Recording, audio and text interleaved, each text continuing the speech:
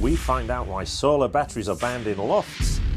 Gary gets excited about a solar app. A Frenchman takes on the Electricians challenge. Joe takes a walk in the countryside.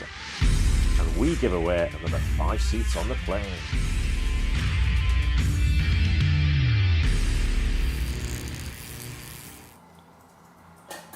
Good evening and welcome to eFIXX TV, and you can tell straight away that Joe isn't with us as we've done 2 random screens before we start, and we will be missing him throughout the entire show and highlighting all the problems that we get in this episode, which is going to be an absolute classic and right up there on your list of must-see episodes. Now, if you're watching it live, you're seeing it now, so please make sure you get your comments in, because good friend of mine, Michael Collins, is in the comments corner and will be responding to many of those as he can, as well as probably Griff and good old Joe Robinson if he's back from his trip to Ireland. No, he's not. He's on a flight. Still on a flight, so he's missed it. So Joe won't be in there. It's amazing how far you go to get inside a caravan. He's taken a trip away to Ireland to live in one for a few days.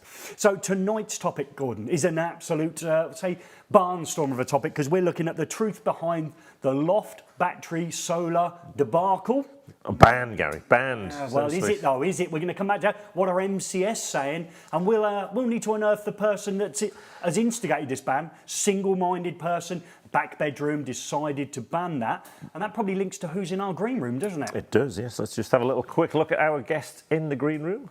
And we've got our friends from Enphase there, looking very good there. We've got Damien and Tom there. That's left the band man there on his own. And we have got Graham Kenyon there, ready to weigh in on this topic here. So look at everyone looking really excited there.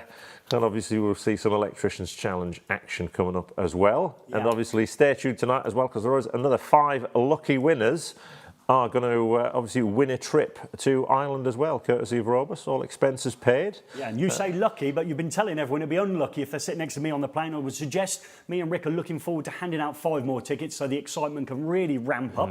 Now, if you're thinking about maybe solar battery, it might be the installer show that you might want to go to, and that's coming up in June, isn't it, on the 25th to the 27th. And if you're interested in going along to the installer show, how can you find out how to get on? It is, the link is in the description, so check that out. Yeah, this is obviously it's a show that's got everything for that renewable world there. A little bit of heat pumps. There are the occasional plumber in there, I would warn you now, but there's obviously, as plumbers now, plumtricians now, I think is what they're getting called now, as they move more to the electrical world. Well, they have to, don't they? We've got to come together for those heat pumps. I don't think we solely want to take those on as electricians, probably want to do it as a team, maybe the plumber and the electrician hand in hand as fellow tradespeople.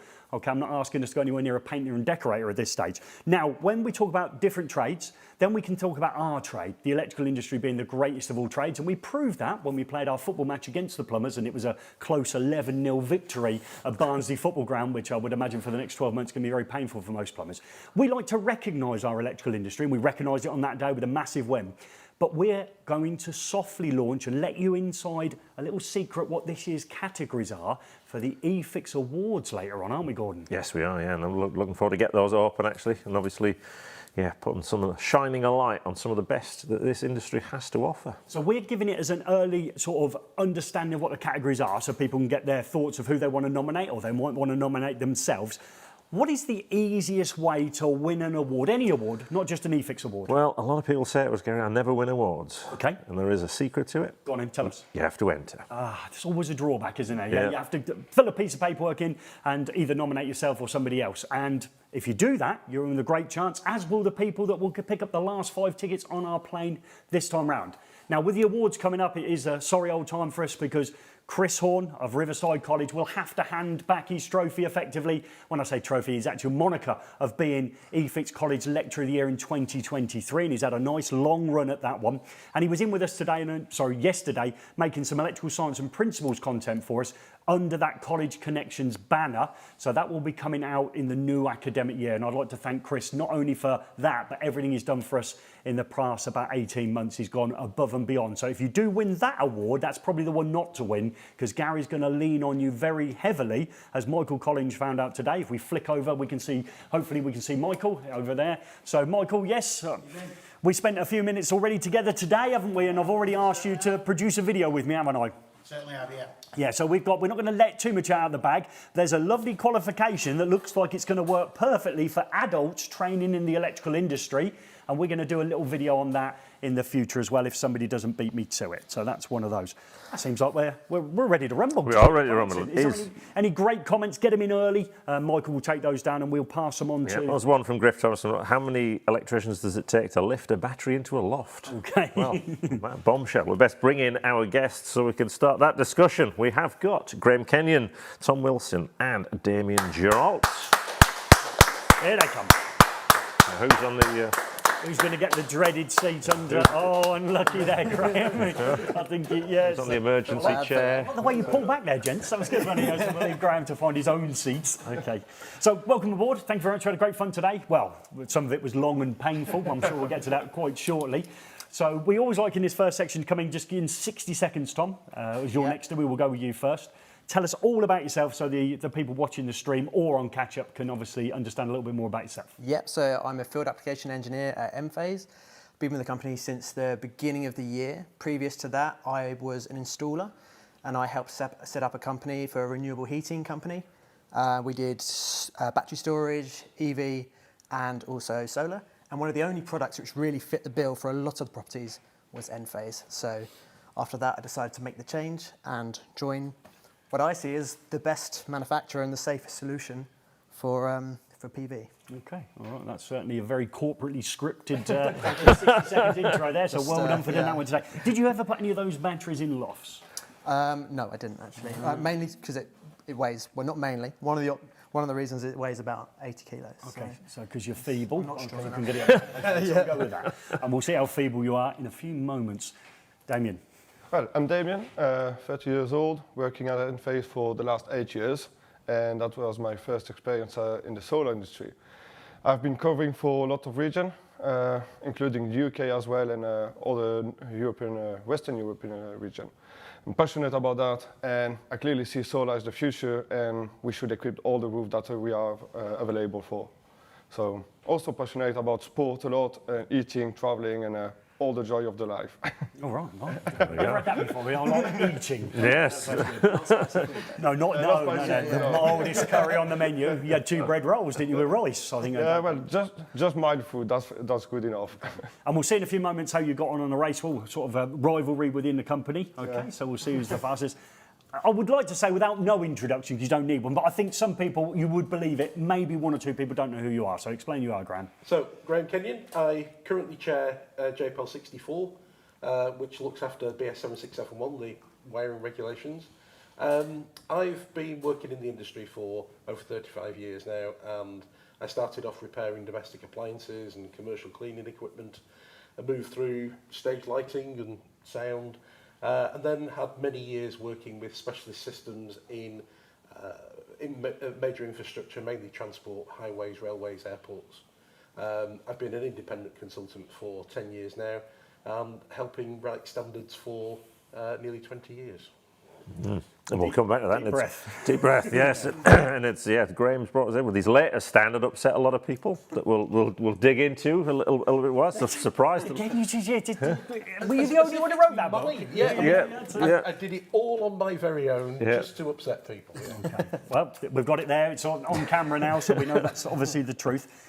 Obviously, if there is a race, there must be some challenges and then there must be a winner. But how can the audience win? Well, there's obviously, Graham has already taken the challenge some time ago and is still sitting in a really reasonable position on that board. You're still on that board, you're not on that board over there. But obviously, it's time to find out how a guest's done. You didn't say, were you electrician background before joining? Well, from a long time ago, yeah. From a long time ago? Hold on, how old are you?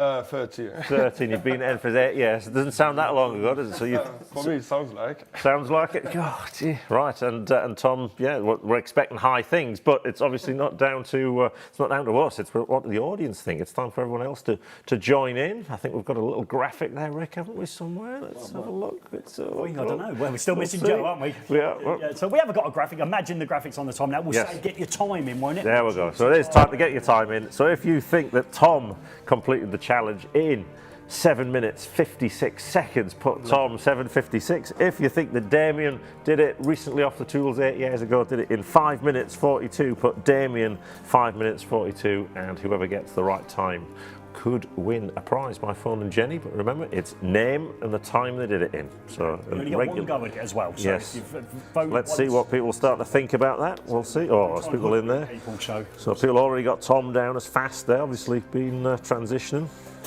you, One number is quite bad. they've still got 30 I would like to seconds. point out, obviously, just for it is England versus France, so we know, and obviously everybody's batting for Tom as a result of that. So, you know, we like these. It's not the right audience for me then. No, we took the Irish on last time, didn't we? And we thrashed them. I think it was 6-2 on it. And the last time we were out on the live show. So hopefully we can go 2-0 up in the series. No pressure. Pressure. No pressure still coming in there. A little bit of time. Hopefully those times are flooding in, and we can now see. You ready, Gordon? Yes, and if I do say Tom 7 minutes 56, that's not actually the time. But here we go.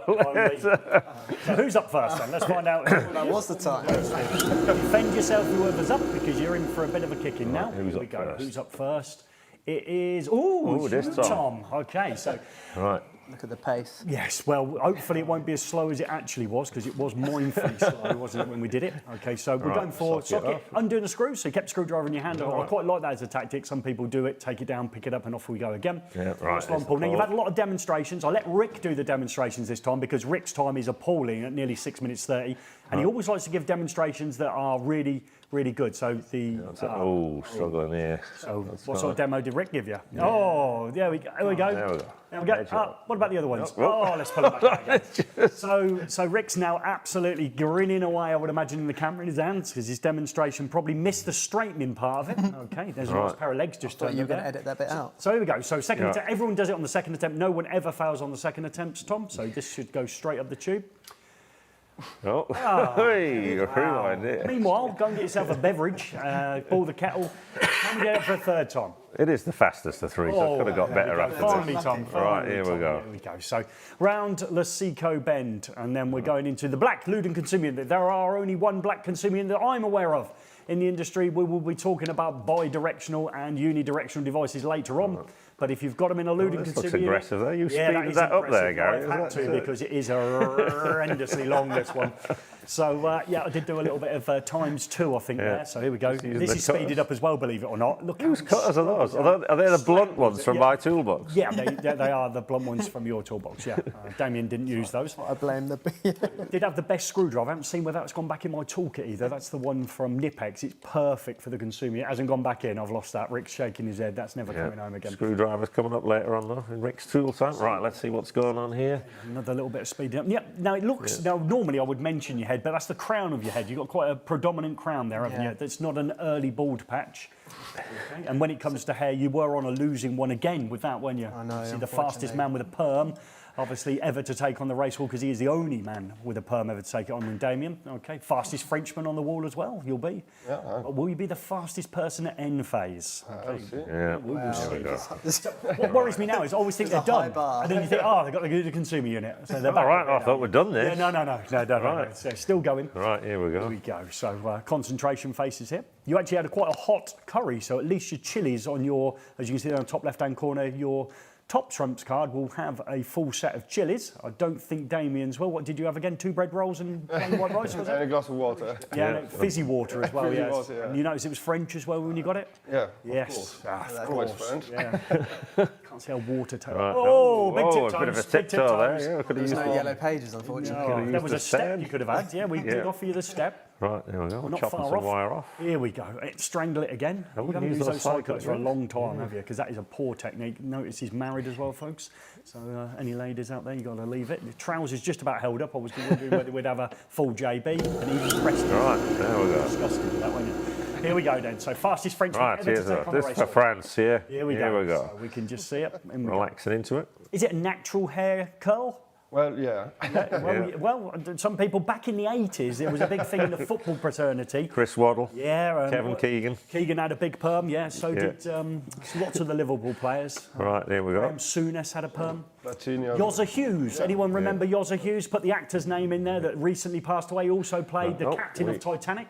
We're using the the musical. tape here. Let's see if you can get up first Right, on with the here we tape. go. This will Look be a at that, doddle. look at that. Here he goes. Going in fast. Here he goes. Yep, here's Oh, back we're out. back out again. Here we go. So back in again. Back in again. Notice I've speeded it up. Yay! 2 attempts. Fantastic. Right, there we go, relaxing You into were that. livid when you found that tape, weren't you? You was on the second and third go. You were like, can we use the tape? Well, I asked. I was told there was none.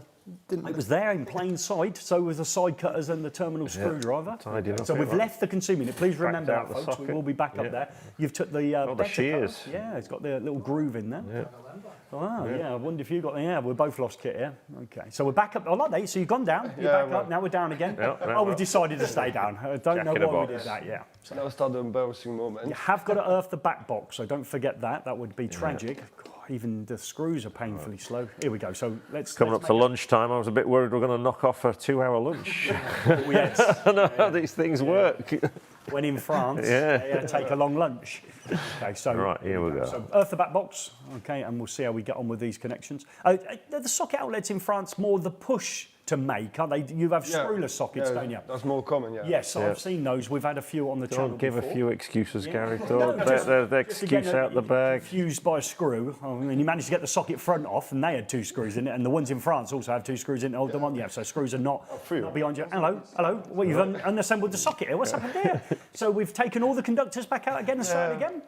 Well, What was the thinking behind that? well, they were not staying in, a bit like a child where they would never stay on place. Okay, so you didn't screw them down. Okay, you didn't struggle with that, did you? Oh no, straight in. Straight in, nice and tight.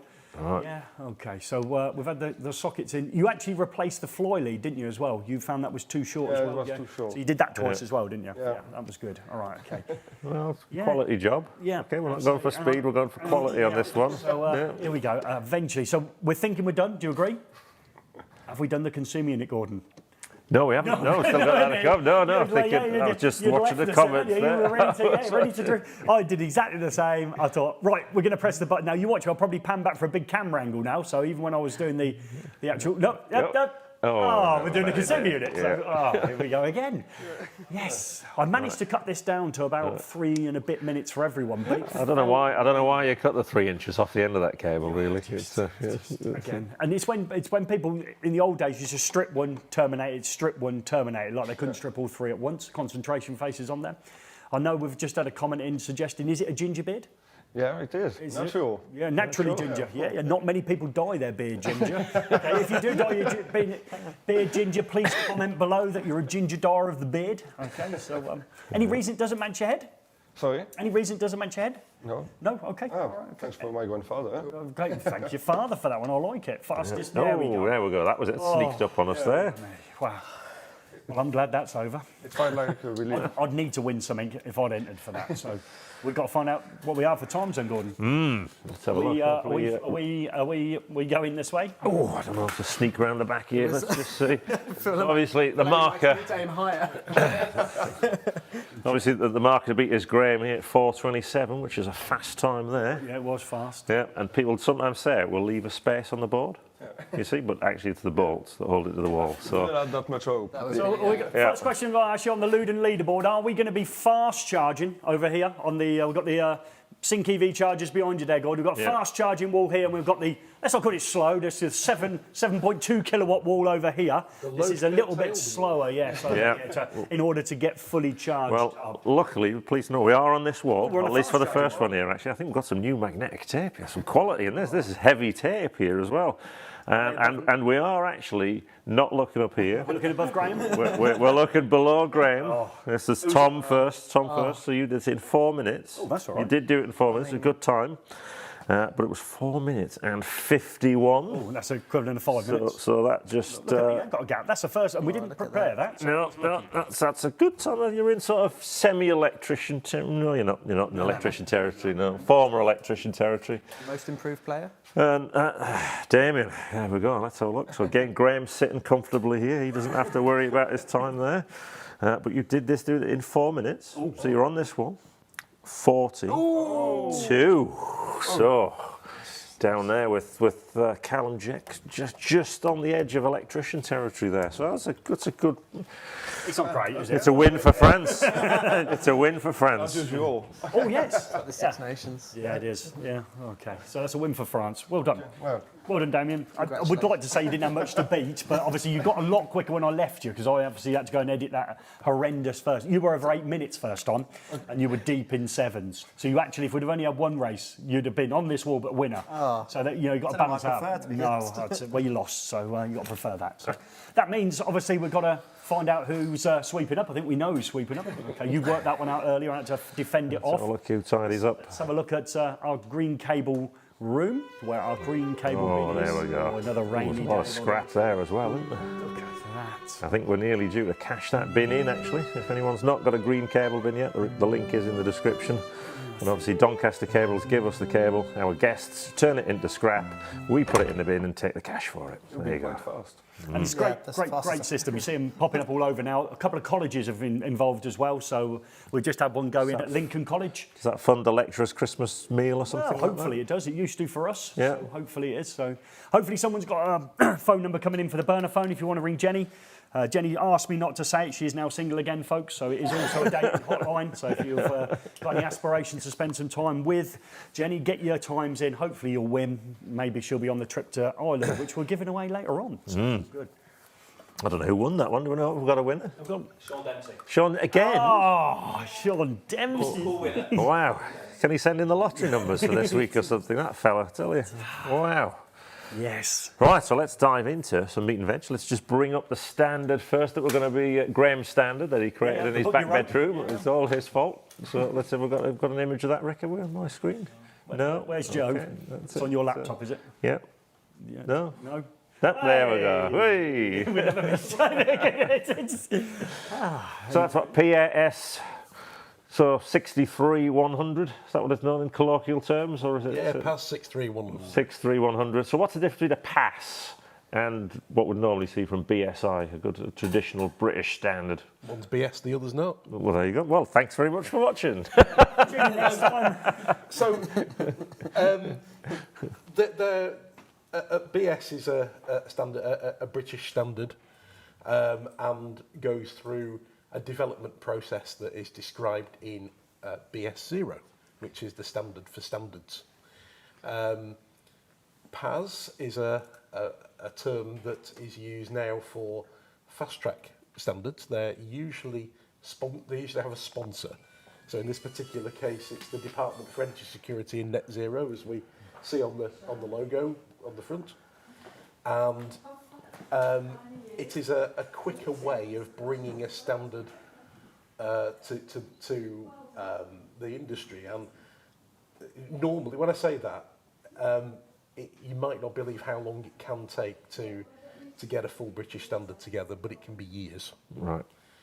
And in fact, the changes that we work on for BS 7671, so Amendment 2, well, how long did it take from 2018, really? We had the quick amendment for EV charging, but really that all the time between 2018 and 2022 is how long it takes to get the next iteration of BS 7671. So that just gives you a flavour of how long it takes to bring your standard together. This one came together far more quickly, around about 18 months, I think. Right. Now, obviously, if it's come together quickly, there's obviously a reason why someone would want to bring this out rather than go through that traditional process. What was the driver to get this out quickly? We could see that products were coming to market. There had been some research done by originally the Department of Business, Energy, Industry and... They keep changing. It'll change again, I think, after July, early July. Department for Energy Security and Net Zero. So they've done some research that looked into the risks and hazards associated with batteries in all kinds of installations. And one of the, out of that risk assessment, one of the recommendations was to put a standard together to give some guidance about domestic battery fire safety. So that's how it all came about. But actually, has it been rushed? I think the answer is perhaps where you were going with that question. And the answer is probably not, because the government department has been looking at battery safety for a number of years already. And obviously there's a lot, these electric scooters and things like that, isn't there? There's a lot of stuff out there, slightly different application, but yeah. Well, they are, but I mean they're very different batteries, aren't they? You know, so let's just be clear about this. I know there's been a lot of a lot said on social media platforms and things about this PAS, but it isn't because we have scooter fires. It's because globally and in the UK we have had some storage battery fires. Yeah. And a lot of countries have looked into it, and some countries already have standards. We're sort of lagging behind a little bit, but we're also lagging behind on products to marketplace and getting the technology into people's homes as well. So it sort of fits within the timeline, really. Right, so we're sort of following on the sort of path that other countries have already gone down. So Yeah, but that doesn't just mean we necessarily copied what other people are doing as well. So a question is it just me that's put all this together? What does the author of a PAS do? Well, just like a British standard, there is a technical committee that looks at what they'd like to see. But standards have a language. We've got to be careful how we put things down.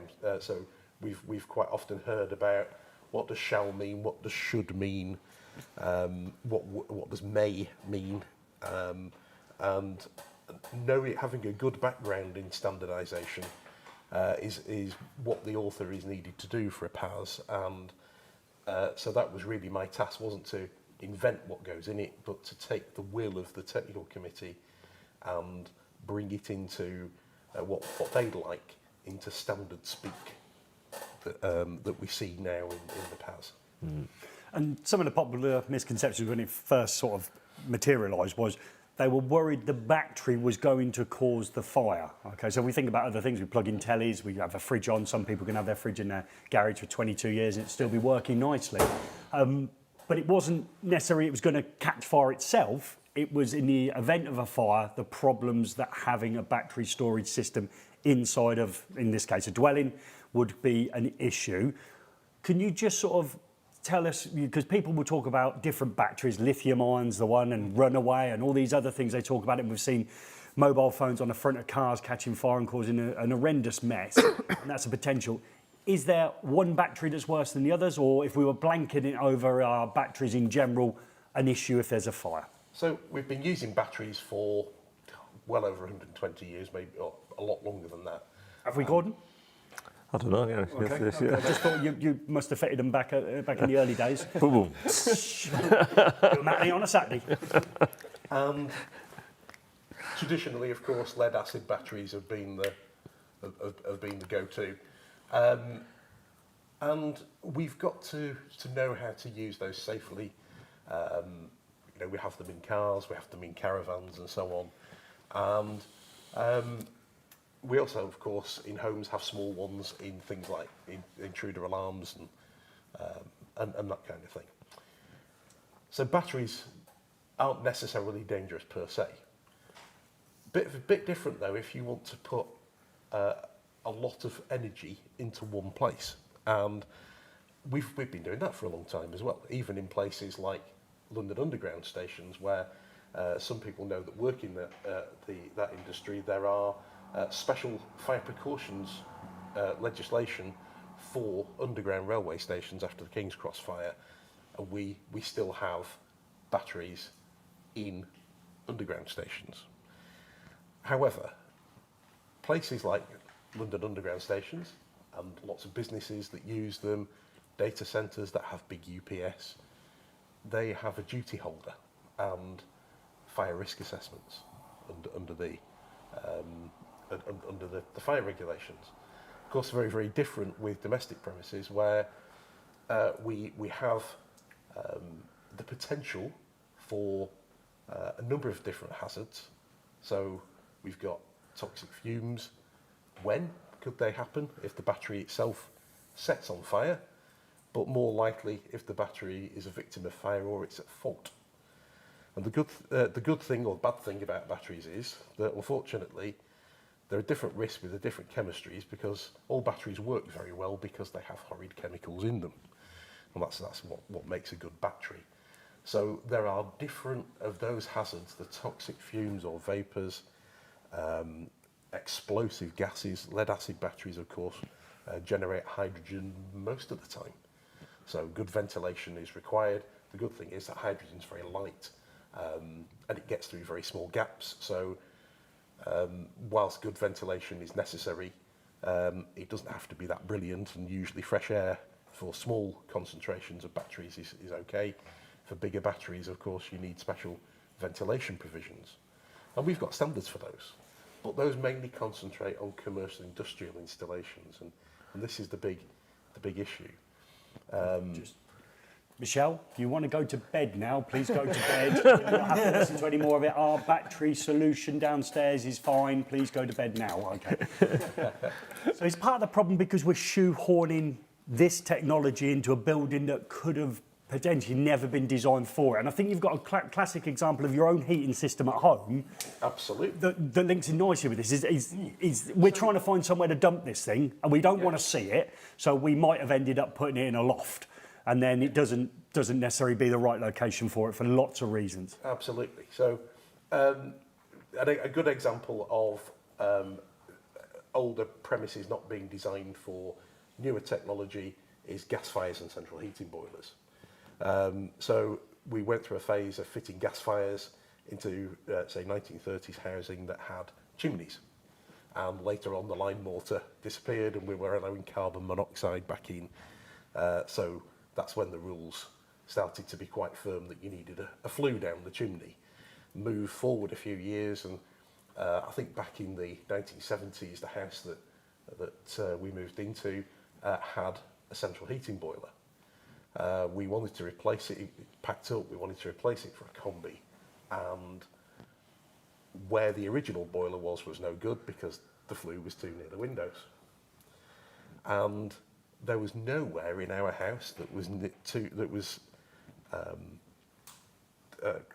far enough away from windows or vents in the side of the house. We eventually ended up having to put the boiler under the stairs. And of course we wouldn't do that today. Or your consumer unit, no doubt. It is. It's there.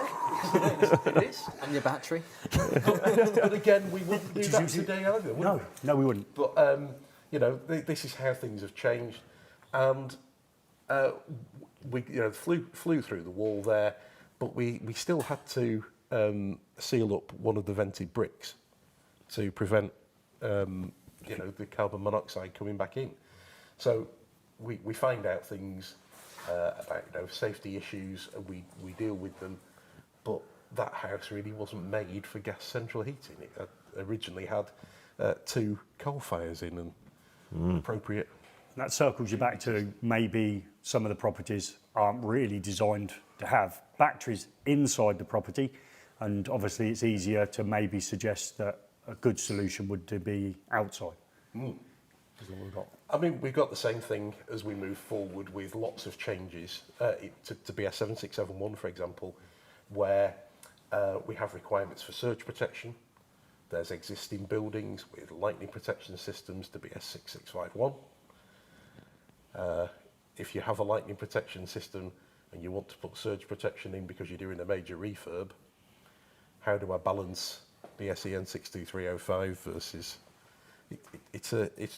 that building wasn't made, and that lightning protection system wasn't made for the modern way that we look at surge protection. So somebody needs to do an assessment. There may have to be extensive work done to put in a modern computer and IT system and networks. So if we go back to, obviously, the research they did from looking at other countries in the world, okay, and maybe Australia's and people like that, maybe earlier adopters because the sun's always shining there, are they generally putting those outside? Is that their default position to be outside? Maybe. Certainly Australia is. Yes. Yeah, they're preferred to be outdoors where at all possible. don't think it's the same case with the NFPA requirements in America. Right. But they do have their own particular fire safety requirements. Both countries have recommended limits of stored energy. Okay, yeah. Separation distances between enclosures containing batteries. Okay. Now, let's go back to the loft, okay, because there is some problems, okay. So loft's an easy solution. Solar panels are generally above it, okay. It would be great. You don't see it. There's another one. You only see it when you put a suitcase, or for those people who do the Christian festival that's in December, they might get a tree out, okay. That's the only time you go up there.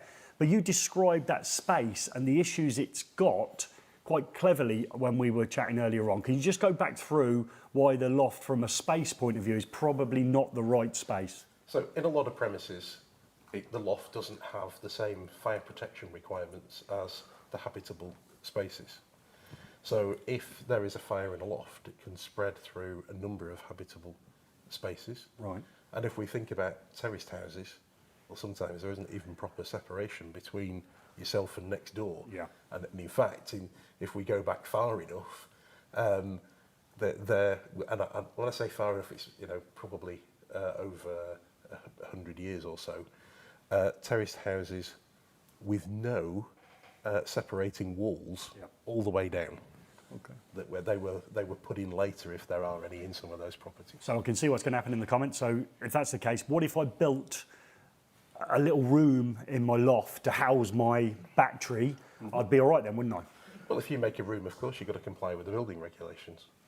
So if you're going to make a fire compartmented room, is that a loft anymore? It's a room, isn't it? But you still have to comply with the building regs, wouldn't you, to do? And then ventilation?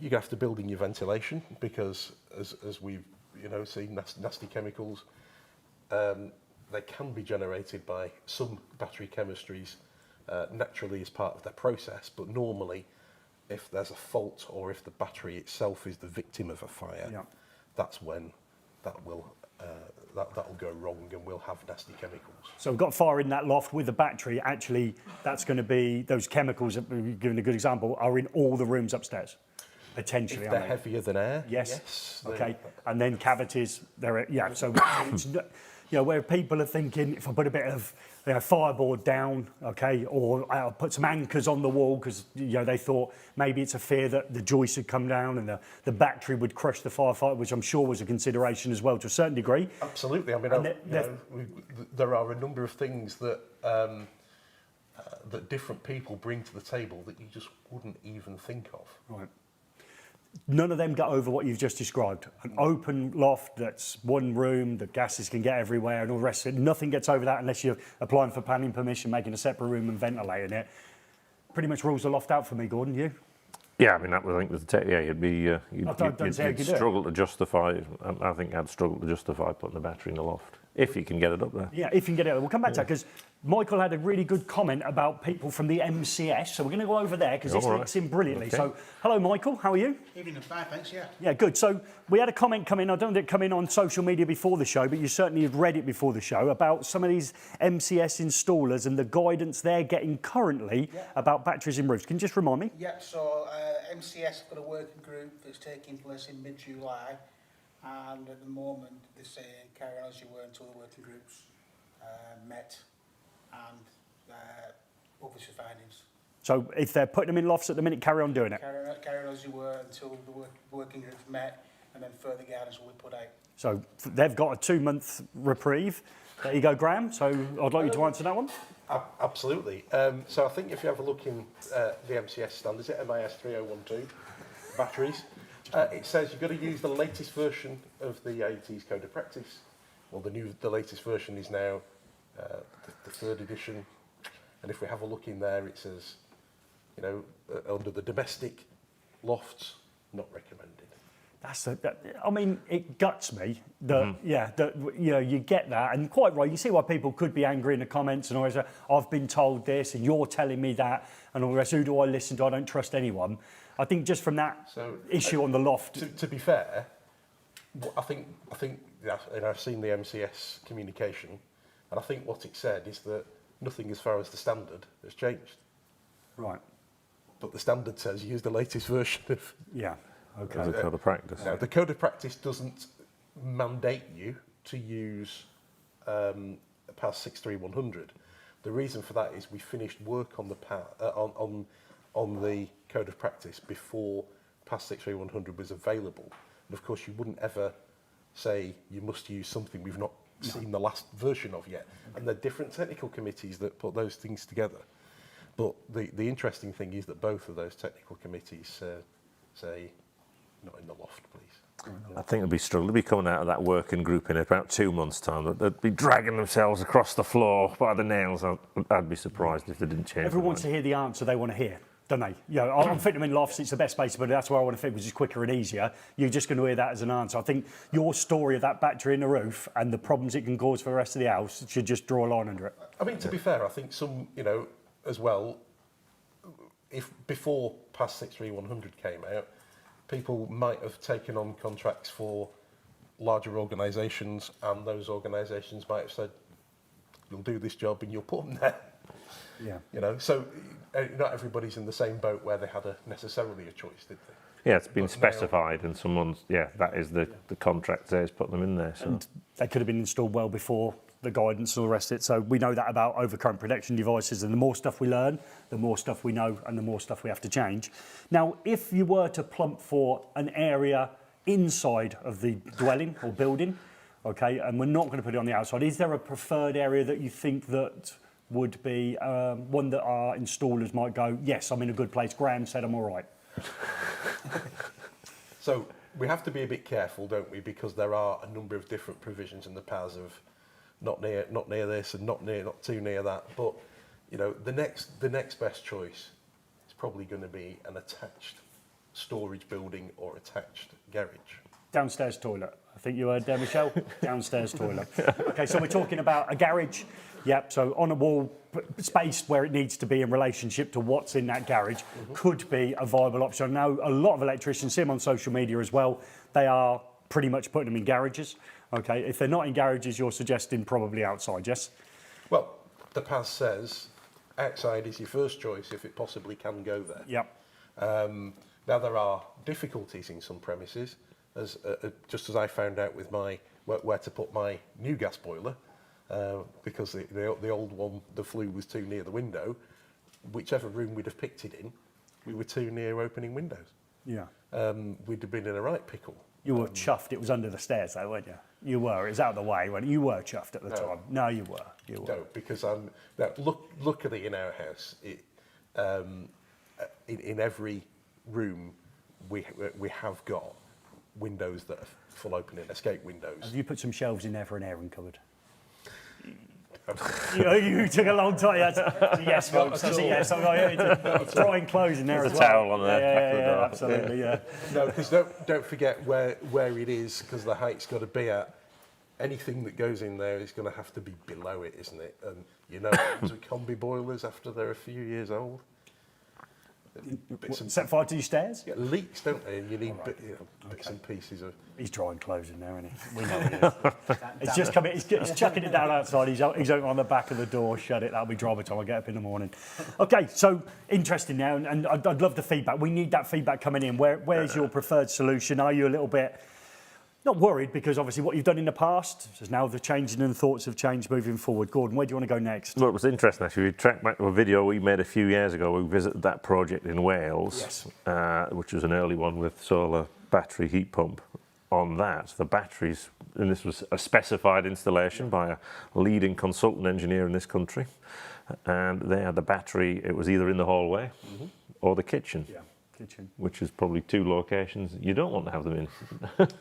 Probably not. No. Yeah.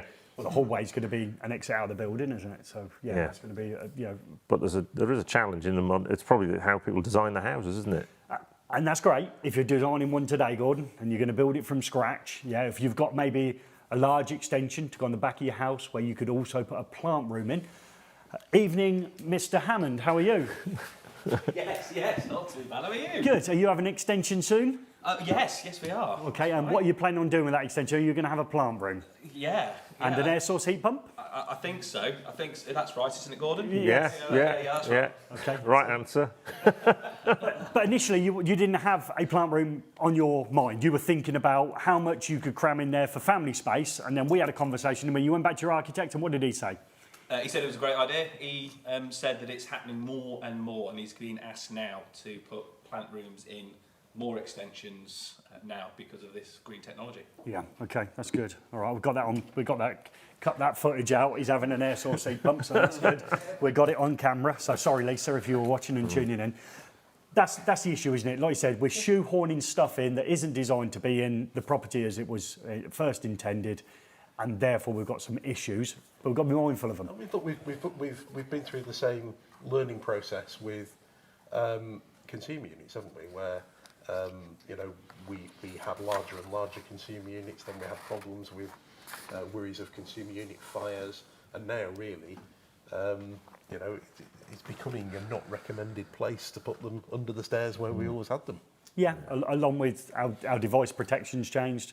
Yeah. We were chuffed a bit when we moved away from a piece of metal that would melt to an MCB that could be reset, and then we know that journey that we've been on, and we discussed a little bit about that. Maybe later on, once we've come back, we'll have a look at RCBOs and the single pole version of them, and what the other issues is with using them, that obviously electricians go, oh yes, okay, and then didn't realise that. It's a good moment to stay on for. It's not one of those realisation moments under fault conditions. Now, just to move it on a bit, obviously I think people have got their head around it, and it isn't down to battery chemistry. All batteries have issues, they just have different issues depending on the chemistry. Yeah, and the severity of what happens, varies with how the batteries are made. So, I don't think anybody is saying to any one or all battery manufacturers, your products are dangerous. Mm-hmm. What we're doing is we have experts that have looked at risks associated with battery fires, different chemistries and so on, and have decided that this is what they think is a reasonable outlook going forward. Yeah, it's no different to parking a petrol car in a garage. It's full of a flammable liquid. If there is a problem with that car, it will cause a major fire starting in your garage. So we're only considering that. We're not saying your car's going to actually catch fire any more than the battery's going to catch fire. I think that's the mindset people are in. What we'd like is for people, more than anything, if you listen to the fire safety experts, they say what they want is people to have a way of getting out, being notified of what's going on before it causes them a problem. Yeah. So that's the most important thing. Yeah.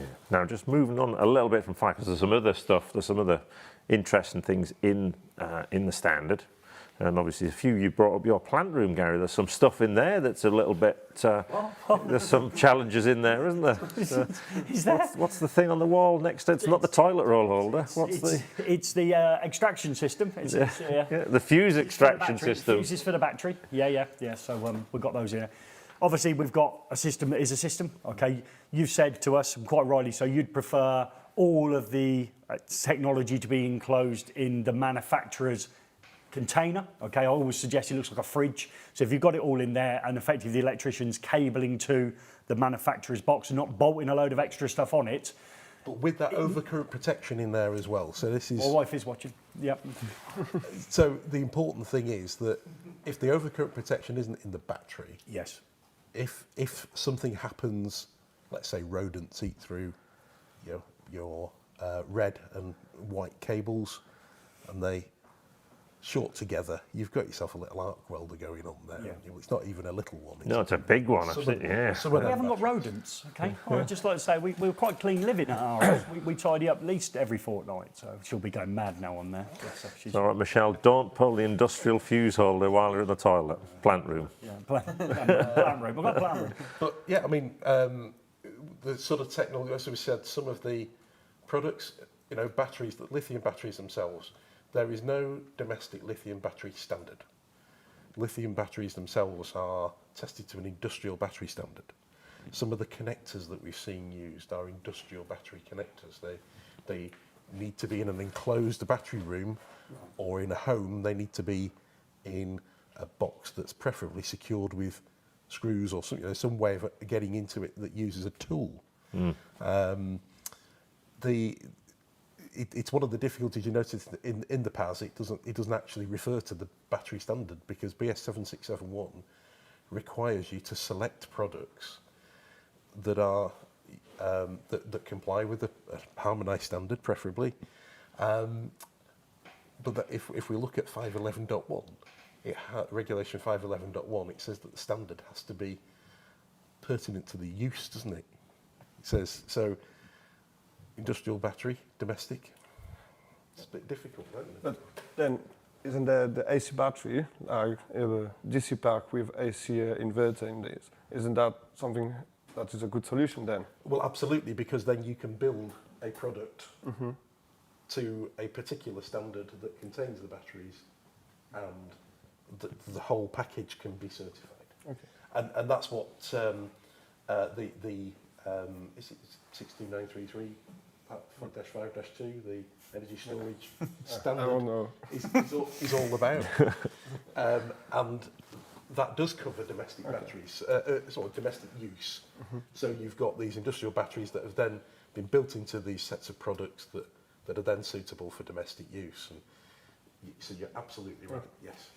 It's so rapidly changing. If you look at how far we're coming in 18 months, I mean, where we are and where we'll be in another 18 months. But when we're thinking about dwellings, sometimes flats, so, they're the ones that go, well, I can't have solar potentially, but I could have a battery-only solution. I could charge up on cheap rates in order that I can halve maybe my energy costs. And that's something that, people are marketing businesses on. I imagine if you get one flat, you'll get 10, okay, and those. Any issues with installing them in them type of buildings? So the first thing is the PAS is limited to sort of private housing units, really. The big reason is if you start with multi-occupancy premises in particular, or HRBs, then we know we need fire safety risk assessments. There's got to be a duty holder, and it's a completely different ball game from CDM regulations perspective when you start looking at larger buildings, larger premises. So, is that linked to the fact that if there was an issue in one that everyone's possibly got the same issue? Yes. Right, okay. Now, there are solutions in BS 7671 already, where we're up to with DNO approvals to use them in the market is another question. But we have presumed as electrical installations, PEIs, in Chapter H2, and the shared PEI is one that is in a large building like that, where the tenants in that building, the occupants, can share the benefit of. Like a shared plant room, which would have the battery storage in and the appropriate protection in there. We saw that one with a solar thing, didn't we, where they shared the solar roof across all the... Solar share, yes. So we did see that. That sounds like everyone's got to agree, or there'll be a big service charge. I know we can't presume what it is. Yeah, you can see why one or two people might have gone rogue and got their own in. But I mean, aren't some of these questions for policymakers? We're having them on next week. At the end of the day, Sunak reckons in 6 weeks' time he'll be free most nights, so he'll be coming to see us in about a month and a half. Yeah. So, but the thing is, we have, as I said, the standards are geared up for this. The technology is either there or thereabouts. We can have grid scale storage as well, and we can have storage available within local distribution networks. So the technology is there. All we need is the right policies to help drive the right kinds of storage for everybody. Yeah. We have a similar thing, don't we, with EV charging. If you're in a rented flat, are you allowed to put your own EV charging point in? Probably not. And you get permission from the landlord, but I park on the street. Yeah, it's probably not on the same power supply. There's probably got to be some, so it's a similar situation. So, it's all to do with policy, and, some of the questions aren't just down to one set of standards like BS 7671 to answer. So the issue about sort of trailing cables across the street and so on, well, we know from our code of practice for EV charging that we've got to do a simultaneous contact assessment. And so Never get that why, idea. you know, we've got to start asking why we worry about that a little bit more in the UK because of the way our distribution networks are run and that kind of thing. You know, it's nobody's fault. It's just how things are versus the way things are in other countries. It's seen differently for those reasons. Yeah. Someone's got a good suggestion for you, Gary. You could just turn your whole house into the plant room for the whole street. Yes, I could do. Yeah. The charging hub. Apart from me, but the neighbour I don't like. Yeah. And obviously have no electric. Yeah. The rest of them, I quite like the rest of them. Yeah. So we can do that. So there you go. So turning downstairs into the plant room. I thought I'd done really well with my plant room. I'm not quite there, and I ain't got a garage is the other problem. So yeah. There's an easy. Just put a key on the door and just say incompetent persons only can go in there. Incompetent persons only. I like Yeah. it. Yeah, I like it. Then Yeah, you've covered yourself. That's a proper plant room Yeah, then. I can do that. Yeah, Yeah. we can do that. Poor old Shell, she's going to ring. She don't normally ring after these shows. Yeah, she said she feels like she's getting some unnecessary attention tonight. So there we go. So just think though about a domestic plant room. You know, it has to be subtly different to the sort of plant rooms we're used to in commercial industrial premises. You've no duty holder in a private dwelling. So the owner of the private dwelling can get his key out, he can go into his plant room and fiddle around with what he likes. So what we need to think about is it's ordinary person's access in that plant room. So it's a very different plant room to the ones that we're used to, that contain, you know, only competent persons to enter here. Good question. Write that one down. That can be in your Q&A questions. What's a plant room in a dwelling look like in relationship to competent person? That's a good one to look at. How much more do you want to go on, Gordon? So No, that's good. I think Yes. I think we do need to find out what Rick's been up to. Rick's been up to. Yes. Rick's with us today. That's why we're going to get the right slide now, Rick, or we're going to randomly go around all the other assets until we find your one. Here we go. Let's go and see what Rick's been up to. Rick's talk time. Take It Easy, a 1973 hit by an American rock band, the Eagles, according to Gordon, or something that plumbers do on a daily basis. Well, now at last, electricians can join in on the fun and take it easy with the new Craftform Compact VDE Big Pack set from Wera. The big innovation here is the colour coding for the interchangeable blades, something mechanical trades have had for years across the Wera range. Now, Wera has expanded this Take It Easy concept to their insulated electrician screwdriver set. On the standard Wera insulated screwdriver, all interchangeable blades are coloured red, making it difficult to select the correct tip, particularly in low light conditions. The new colour-coded handles solve the problem. Yellow for slotted, black for posi-drive, blue for hex, green for Torx and red for Phillips. This system ensures you won't confuse a posi-drive with a Phillips tip ever again. The tip size is laser engraved onto the blade, so you may still need glasses to select the correct one. This set comes with 24 bits and 2 Craftform handles, so you can do 2 jobs at the same time. The kit is supplied in a handy tool roll with a satisfying Velcro fastener. The blades are interchangeable with other handles in the Craftform range, such as the turbo handle we've looked at previously. Naturally, there's a chance you might mix up the bits with the different Wera sets. To address this, we've devised an ingenious solution to convert your existing Craftform bits to the Take It Easy format. Apply a small length of coloured heat shrink to each blade and voila, we've upgraded to the Take It Easy system. When it comes to choosing a screwdriver, everyone has a personal favourite. The Craftform blade holding handles are ergonomically designed to fit comfortably in your hand. Featuring both hard and soft zones, they ensure a secure grip and efficient torque transfer, which is especially useful when working in tight spaces or on detailed tasks. Apparently, the design helps prevent blisters and calluses. The screwdriver bits lock securely into the handle and can be easily removed by pushing a release ring. The smaller tipped blades feature a reduced shaft diameter near the tip, facilitating easy access to the reduced terminals of RCBOs and other DIN rail module devices. Additionally, the tips feature Wera's anti-roll technology, so they stay put and won't embark on any unexpected adventures. You can also use the bit on its own if you need to twiddle a screw or two. If you're pushed for the budget, you can also get a 17-piece set. I'll leave a link in the description to a well-known online retailer that offers next day free delivery, so you can check out the pricing for yourself. So let me know what you think. Is it great or is it a gimmick? Get your votes in, but till then, I'll see you on the flip side. Ta-da. Another fantastic Rick's tool time. I would suggest I did some of the work there in that video, and I absolutely love those screwdrivers, and they're in a pouch, Gordon. So someone's got to either nail them down, or Hammond will take them, or we'll know where they are, won't he, in the future? Yeah. Okay, now we're going to, well, you got to make a decision, but it will be, Graham's below the tool from above, so we'll be summoning the inner tool, okay, in a moment, and Graham will coo it down with me.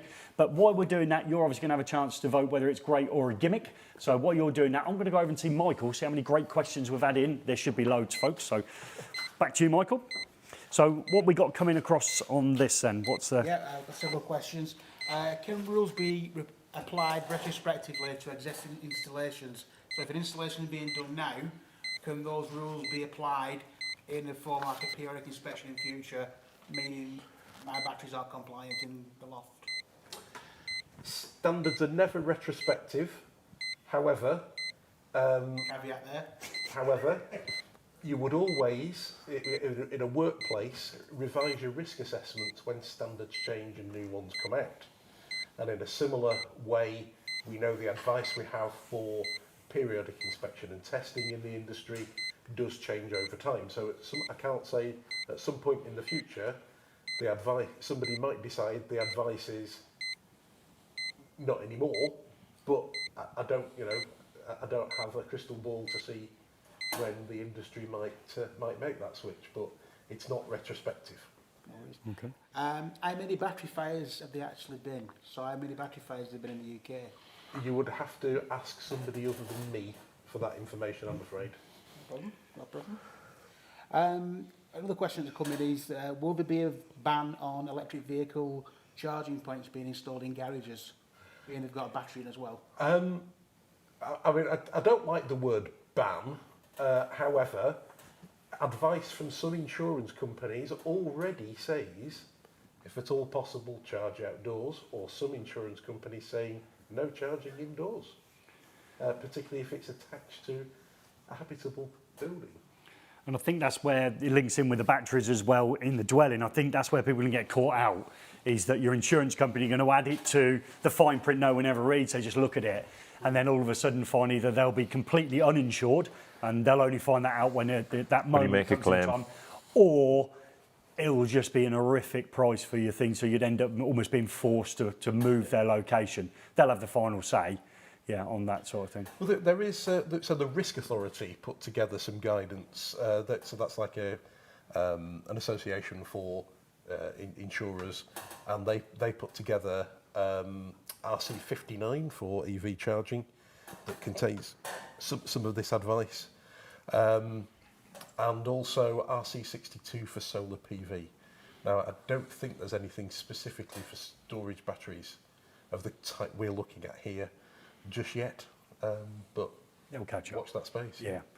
Well, we've put it off for long enough. Obviously, people have been voting. I'm Yep. going to take the chair of JPEL 64 and pop him onto his knees, and we're going to coo with the word tool, the tool from above. This is a highlight, yeah. So I'm just going to, sorry, move you out of the way. Down on your knees, young man. I will try and get half my arm around your shoulders. Pinch Gary's seat there. Go on there. Why get it down? So we're going to raise our hand up and we're going to coo, and you're going to do a solo one just so we know you're in tone. So we're going to coo it down with the following. What was this? Give it to me, mate, Rich. Yeah, something like that. Ooh. Wow. I'd like to hear the opening speech as you open for, I don't know, what are you on, D? Are you on... JPEL's the main committee and subcommittee D as You're well. on sub. So when you start opening speech then and you say, well, we're back in, we're going to be giving out a load of expensive books for everyone to buy, and you see that speech, is that the sort of enthusiasm you put into it? Let's try again. So get a tool and just get it come out your mouth. So you're going to go, tool, tool. That was good, wasn't it? Tool was in the back of your throat, wasn't it? Right, here we go again. One last one with a big long, see how long we can hold that tool in our mouth for. Ready? Tool.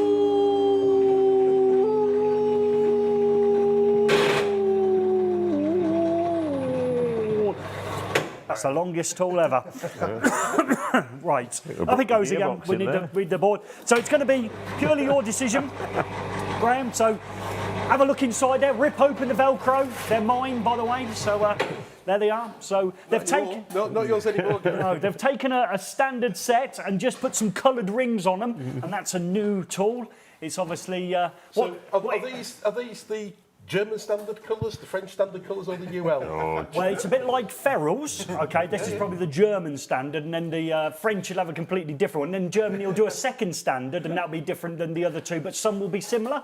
So a red on one will be the same as a red on another, but it'll be black on another one. Yeah, that type of So thing. the good thing about these, I can actually read them with no glasses on. Okay, I know. In this light, so Yeah. you know, I'm still not convinced that I would remember all the colours and the heads still, though. That's my only drawback for me personally. So there is, 5 or 6 to remember. Might remember what the red So you're was. still going to have 2 in your mouth. And Yeah. You'll still be mashing up Phillips screws with a posi drive, will you? Yeah. PH or PZ, oh, it looks similar, doesn't it? Yeah, so, yeah, and then, like I said, so it's going to be completely your choice. I mean, the handles are a good shape, aren't they? Yeah, they are. Yeah.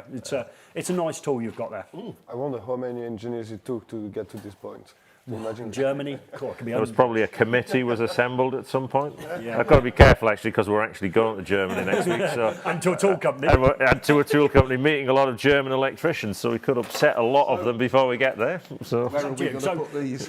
Top left-hand corner, top right-hand corner is 11. Sorry, bottom left-hand corner is where the coffee machine ought to be if he hasn't moved it again. So anywhere. Oh, it's just up there. Look, looking it's high. a melt, an absolute Well, melt. Do you know, I think It's got a gap for it there, has it? That's good. You've got to just shove it over there. Oh, I think yes. that's a safe place, Graham. Yeah. So we think it's pretty good. It's probably about an 8.5. Probably a little bit pricey. Is the link in the description, Gordon? it is, yes, it is. For those, and it's from a well-known online retailer that offers next-day delivery. Is that right, Yes, Gordon? yeah, as opposed to a well-known online retailer that does delivery from China that takes about a week. Yes. And obviously they won't be the originals. What's that word you should put on the end of the sentence? Allegedly. Yeah. Okay, so, yes, they're not the original ones. Right, brilliant. So I think food for thought. I think some great questions coming in. We'll allow those questions to come in and start thinking about what we're going to do.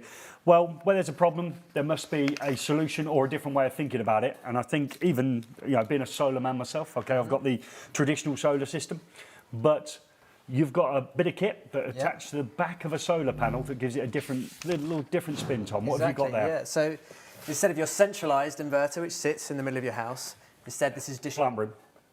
toilet, plant room. Plant It's a room. grey area. Yeah. Sorry. Loft. Yeah. This sits behind each module. So the benefits of that are there's no high voltage DC. So if you think when modules are wired in series, the voltage is added up. So if you've got 10 panels at 36 volts, that's 360 volts. Whereas here, because you've got a microinverter for every panel, you're only going to have, the maximum voltage you're going to have is the voltage for that one panel. So that's going to be, in my example, 36 volts. Right, so just explain. So this is, we're going to take DC from one panel. Can you show me where it's connected into the actual microinverter? It actually mounts on the rail like this. Yes. Got some photographs of that actually. And then we've got the DC connectors here. So you simply click. Yep. So we've got them. So they're on the rail. Okay. Yeah, We're used to so- seeing this rail system, and then the microinverters are there, and they look as if are they linked together? Are they daisy chained together? Exactly, yeah. So that's called Q cable. It comes pre-assembled, and it literally, that's the AC cable. You can see there. Okay. That's So the AC I've got cable. an example of it here. That's one I bought earlier. Right. Okay. So it simply connects in here. So you're going to have your feed up, which is going to come from your consumer unit. Okay. We say you can have a maximum of 16 amps per circuit or per phase. So a single phase installation. This you're going to have about 10. Is going to be the maximum. Okay, We've that got makes different sense. microinverters with different outputs. Yes. So we size the microinverter for the module. Okay, so there's my MC4 connector, which will be already pre-assembled on the back of the panel. Exactly. So I don't have to go and make those, let's not call them fire risks. Exactly. Those and fire that's risks. where Okay. imperfections can happen. So it's a manufactured end which clicks straight into here with the MC4 connectors. Yep. And that's done. And then to be sure that the connection has been made, you'll have an LED which signifies that it will flash to say that it's been seated correctly. On a bright sunny day, is that easy to see? It is. Yes. Okay, all right, I'll take your word for it. It is. Okay, and then this one is the daisy chain one, is it? Exactly. So if we've got, say this is connected to in a junction box, so this can either go on a junction box on the roof, an IP rated one suitable. Okay. Or if it's long enough, what some people do, they will get it in through the lap and the felt and then have the connection made in the loft itself. Okay, so we daisy chain these all together. And the advantage now being, I'm going to sit back down, maybe they'll take hand cam off for me. Yeah. Okay, So so you literally click it in, you're listening to 2 clicks, and then if that's mounted, you then daisy chain straight onto the next one. So Oh, right, the okay. picture we saw earlier, is it long enough? it is, so they come in different lengths for portrait and landscape, Okay. and then you're going to just connect it in. What, into here? Oh, go on, Is Gary. there no There you wrong go. way? There's no polarity. I like that. Yeah, Yeah. well done.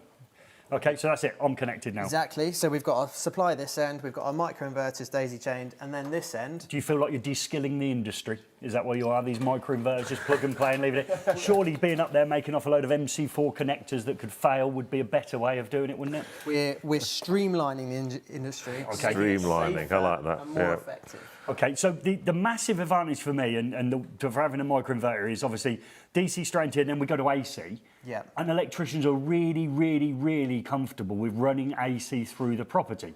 So the cable that you've suggested is coming out of an adaptable box, waterproof box, whether it be mounted in the loft or on the roof, is now carrying AC down through the installation. Exactly. So you're working with the same set of regulations which you would be any other AC circuit. So there's a reason we have AC in the house, and that's because it's seen as, well, maybe it's a bit of contention, but it's safer. So we're using low voltage AC instead of high voltage DC, Okay. which is much safer. Give us an example then. So how could I run AC which I couldn't run DC? And then Graham will tell us when we go wrong. So I feel under pressure set up. So I'm trying I've asked the question. I'm trying not to look him in the eyes. Yeah, yeah, so I look your way. Basically, with DC, if it's not protected, you can't have it running through the fabric of the building. So what's protected? So the cables themselves. No, as in, because it won't be single insulated, will it? So my strings, if they're single insulated, have got to be further insulated. So well, are we talking DC or? Well, let's go. Well, which one were you on? Oh well, I was flicking between the two. Okay, well that's So if we talk about a DC system, Okay. which is double insulated. Yes. However, you're not able to bring that through the fabric of the building. Oh. Because if you get an arc, there's no way of shutting it down.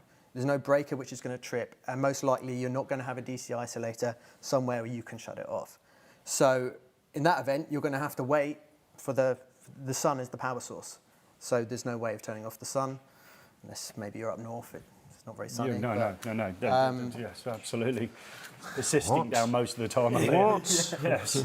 Exactly. So that's it. So again, that might be for somebody coming new into solar, thinking their same techniques of wiring AC. All of a sudden, they've got a cable. You know, it looks like a coax. Some of them do, don't they? And we put them everywhere we want to do. Is that we can't lose this in the building. We've got to bring it down. That's why we see it often in conduits on the outside of buildings or the rest of it. Which, if the battery was outside, the cable would be outside. Everything's a winner again. Okay, but AC, we're a little bit more flexible now. Exactly, yes. It can go in the same electrical zones as any other AC cable, as opposed to if it is installed with a DC cable, then that's going to have to go into conduit. I'm looking over to Graham to correct me. In separate, so each string will have to have its own separate conduit. Really? So really? Did you know that? positive Did you and know negative. that's really good? I Haven't like been the way talking to to Graham grab at at all all. today, no. I'd heard that earlier. So as if you've well. got 2 strings, Yeah. that's going to be 4 conduits, Okay. because you've got positive negative for one and positive negative Are for you another. sure? I'm not 100%, but this is the premise we've gone on.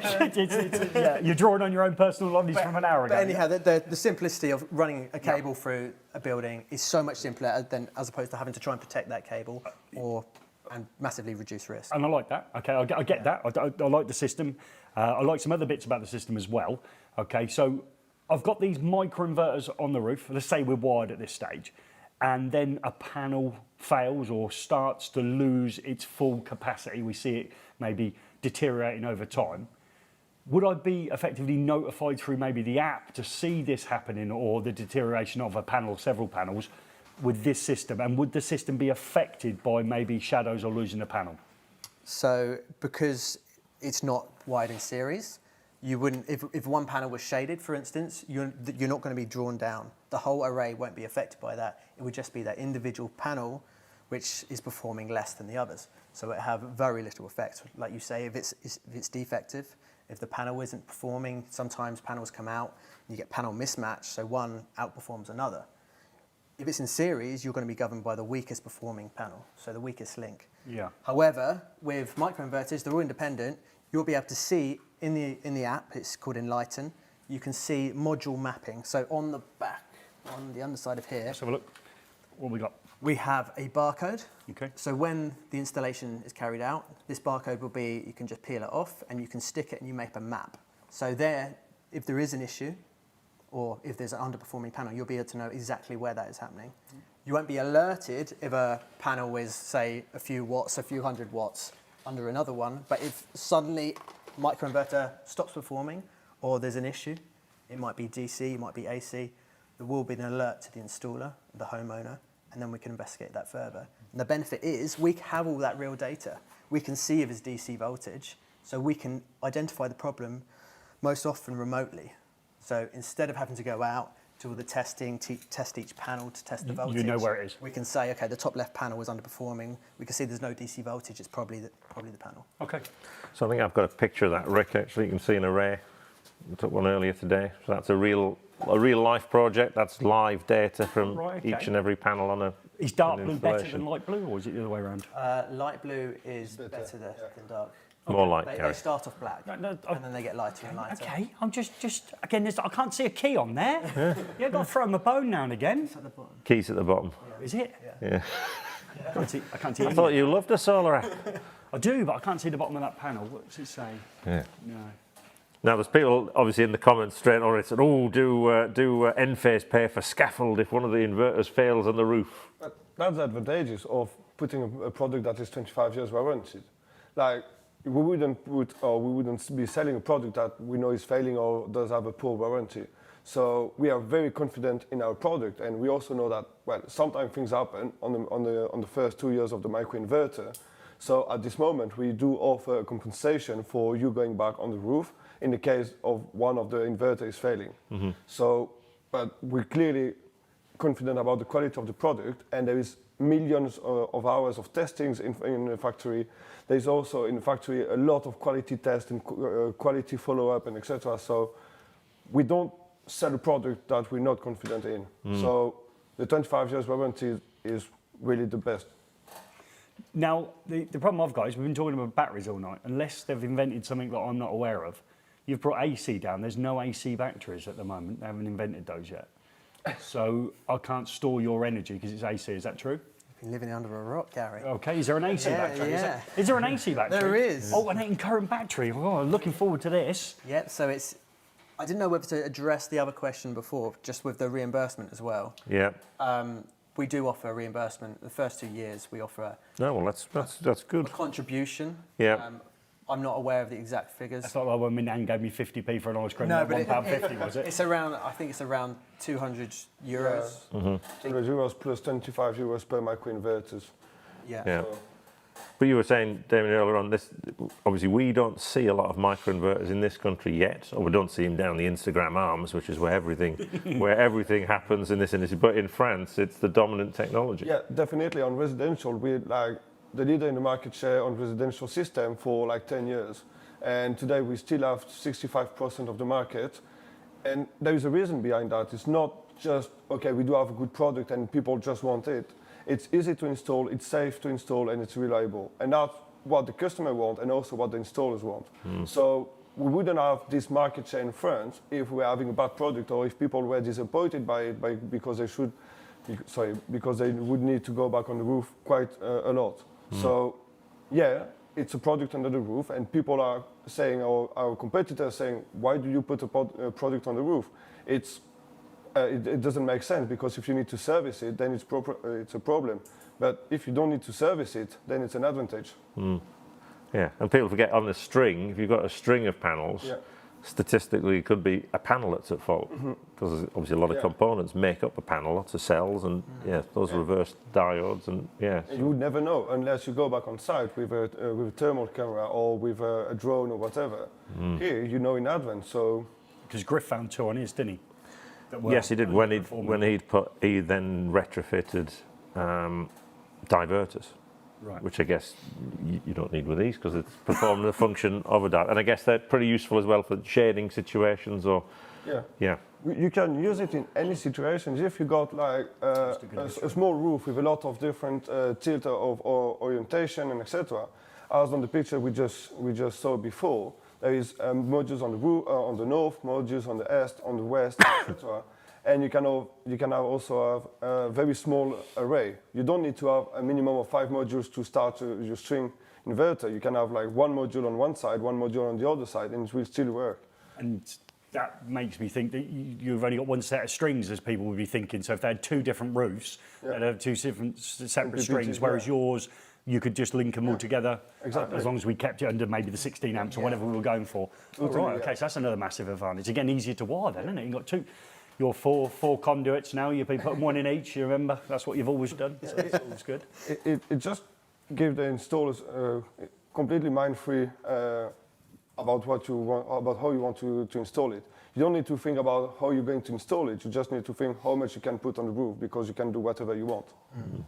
Yeah. I think because it's such a modular system, a homeowner might want to use maybe 8 panels, a roof space to fit 8 panels to start with, and then later down the line they want to use the west elevation, and they can get another 4, 5, 6 on there. And because we've sized the microinverter to the module, they can then, all it takes to extend that is just run another AC circuit up to the roof, and then it's like Lego. You continue to add to your array, as opposed to a string system which is sized for the system. Sounds quite good, doesn't it? Yeah, I just think I take it you're having one of these now, are you? Yeah. Yeah, I could think of some. Yeah. But again, you've gone about batteries. Solar inverters are quite big as well. So trying to find room to fit an inverter can be a bit of a challenge as well. Yeah, if I didn't want to. Well, it's less. Yeah, you reduce your space down again, don't you? Yeah.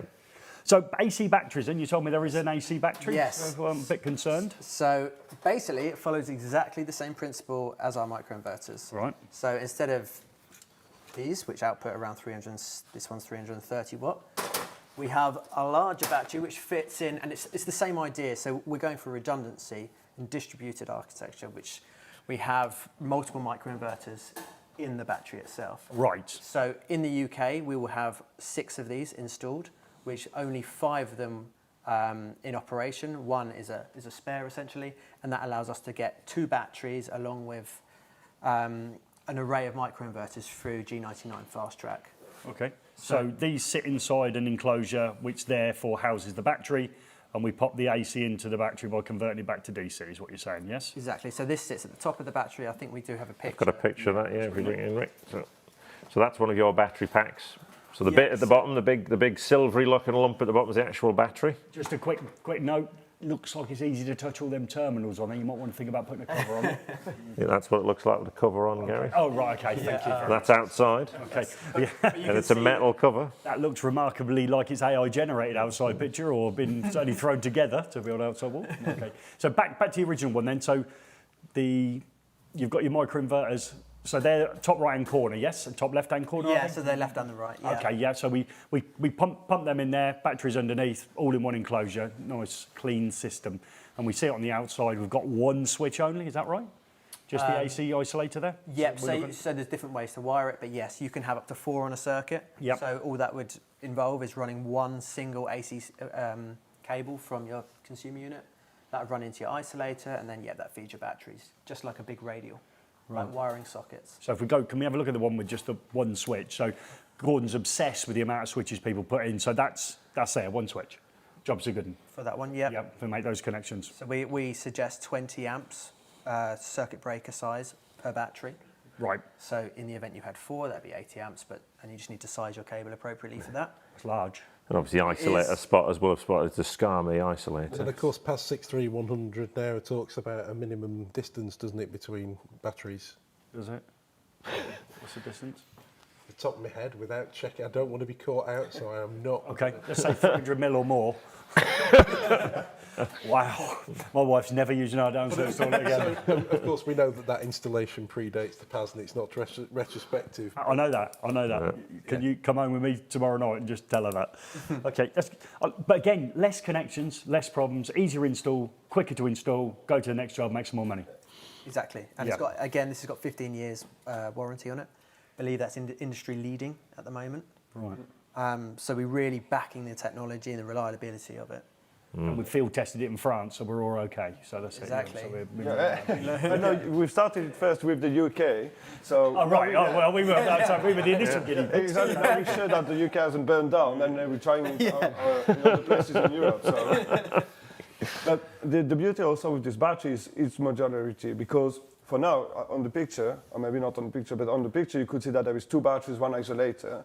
If you size the cable correctly, like you take whatever the cable size is required for an ATM circuit, and you cable only 2 batteries, it gives you the opportunity for later, when you want to add 1 more battery, you just pull a cable from the last battery to the new battery, and then you're done. You change the breaker, and it's all up. You don't need to pull another new cabling, another new circuit. Yeah. So it's really plug and play, very, very modular. Yeah, distributed and scalable, isn't it? So you've got complete flexibility on your solar end, and then the batteries you can build up and develop. And everyone always needs more storage. Yeah. And Gary's going to go for a 3rd battery eventually, but then you can't daisy chain your batteries at that stage. You're going to need another industrial isolator with the fuses hanging out. Your charge rate's going to be limited by your inverter as well. Okay. Unlike AC coupled, where as you add, then you can charge and discharge at a continued rate. Yeah. So next week we are looking at. I've held back on this, you see. When I get my installed on, the first time ever, I'm the early adopter now. Yeah, you'll learn your. But like I said, it's when it was installed. If you go back and you've got a rewirable consumer unit on the day it was installed, the installation hasn't been touched. Yeah, we've moved on, we've added stuff and changed the way we think about stuff. You know, at that moment in time, as every good electrician does, they've installed it as they thought it was at the time. And we've got another box in the system as well. So where's this? Yeah, so if we think about it simply, so just PV at the moment, so we need 2 circuits. Yeah. One goes to this, Yeah. which is our gateway, and the other goes to the microinverters. Right. This is the brains of the system. So that's communicating with the microinverters on the roof. Exactly. Yeah. So the way it communicates is through, should have bought that trusty screwdriver I had earlier. Oh, I've seen you with a screwdriver in your hand. I've got a whole pack here.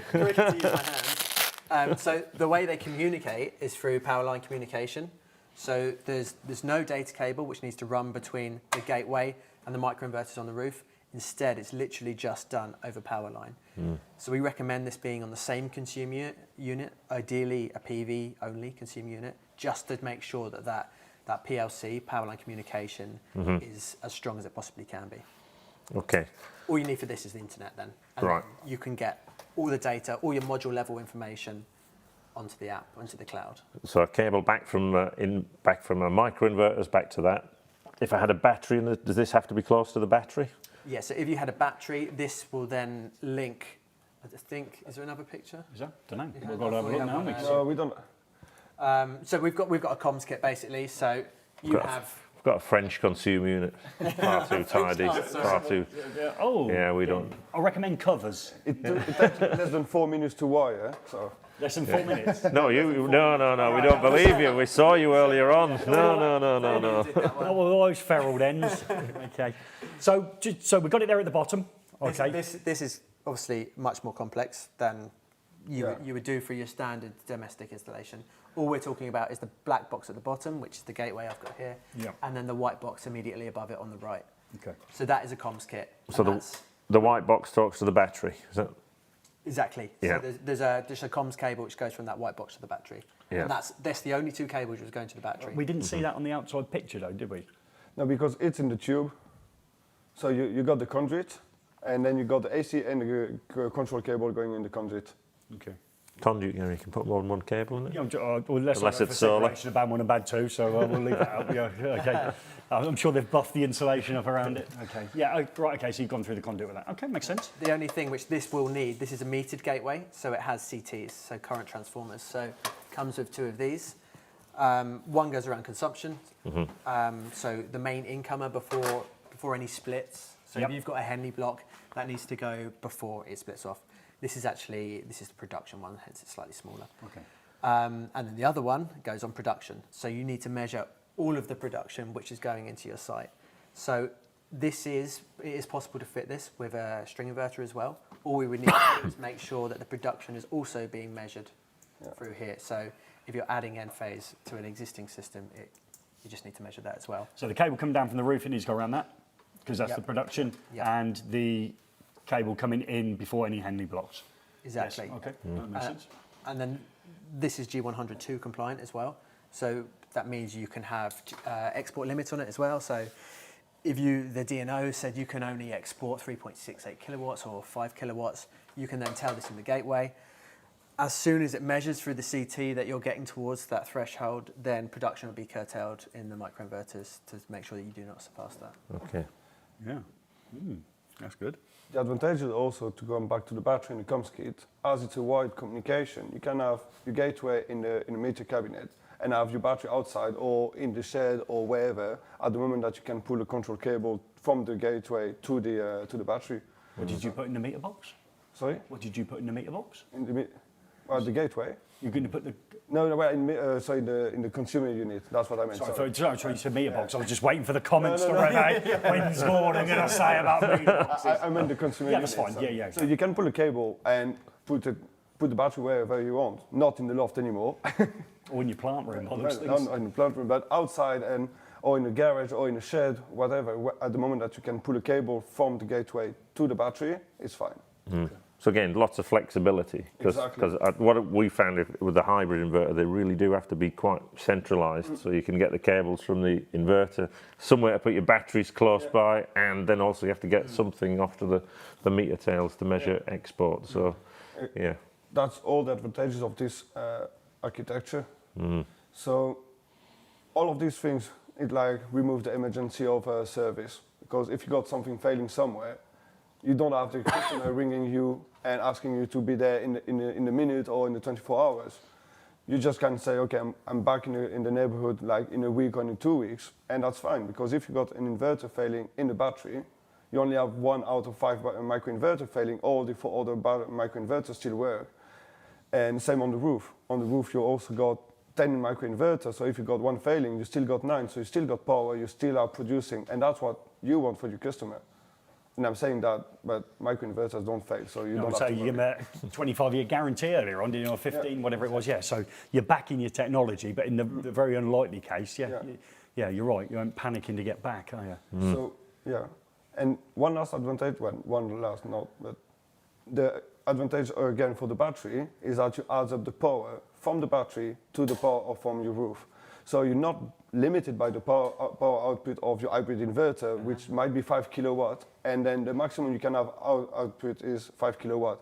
Here, if you got 6 kilowatt on your roof, and then you got a 3-point-whatever kilowatt battery, then you're going to have at maximum 9 kilowatt available a day, and then at night it will be 3.2, but if you got 2 batteries, it will be 6.4, and etc. So it's very scalable, and you got more power available when you need it.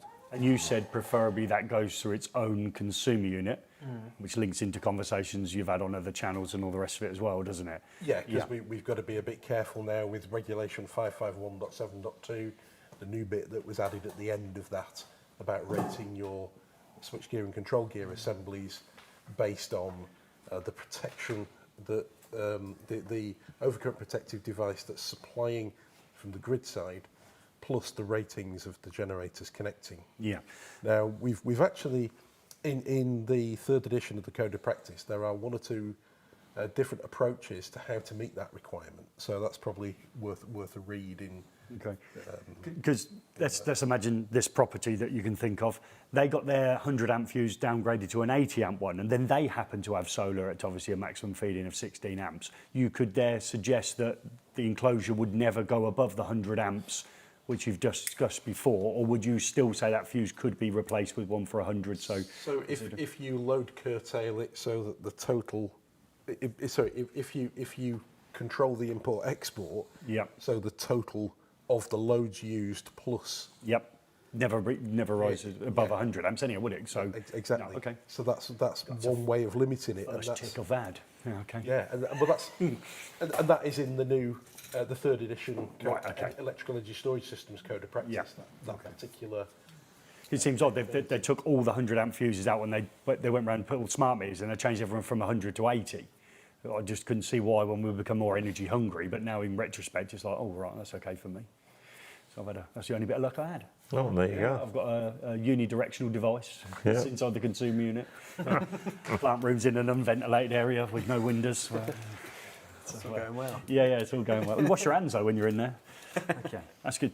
So, any feedback from the people in the comments? Are they fitting any microinverters? Were they fully aware of what they can do? I mean, we've got a very gemmed up audience in there, Gordon. I think it's new to some people. Okay. I think quite a few. Most people I'd say is new to, and obviously there's people chipping in from different parts of the world where they're a little bit more Laughing at us, aren't they? a little bit behind.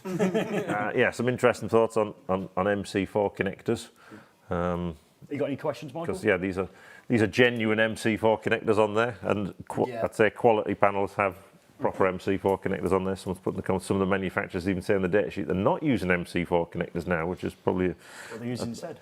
I don't know, the fake ones. Yeah, why nuts, which is interesting. So we have got a video we're working on all about MC4 connectors and how you can spot a fake one actually.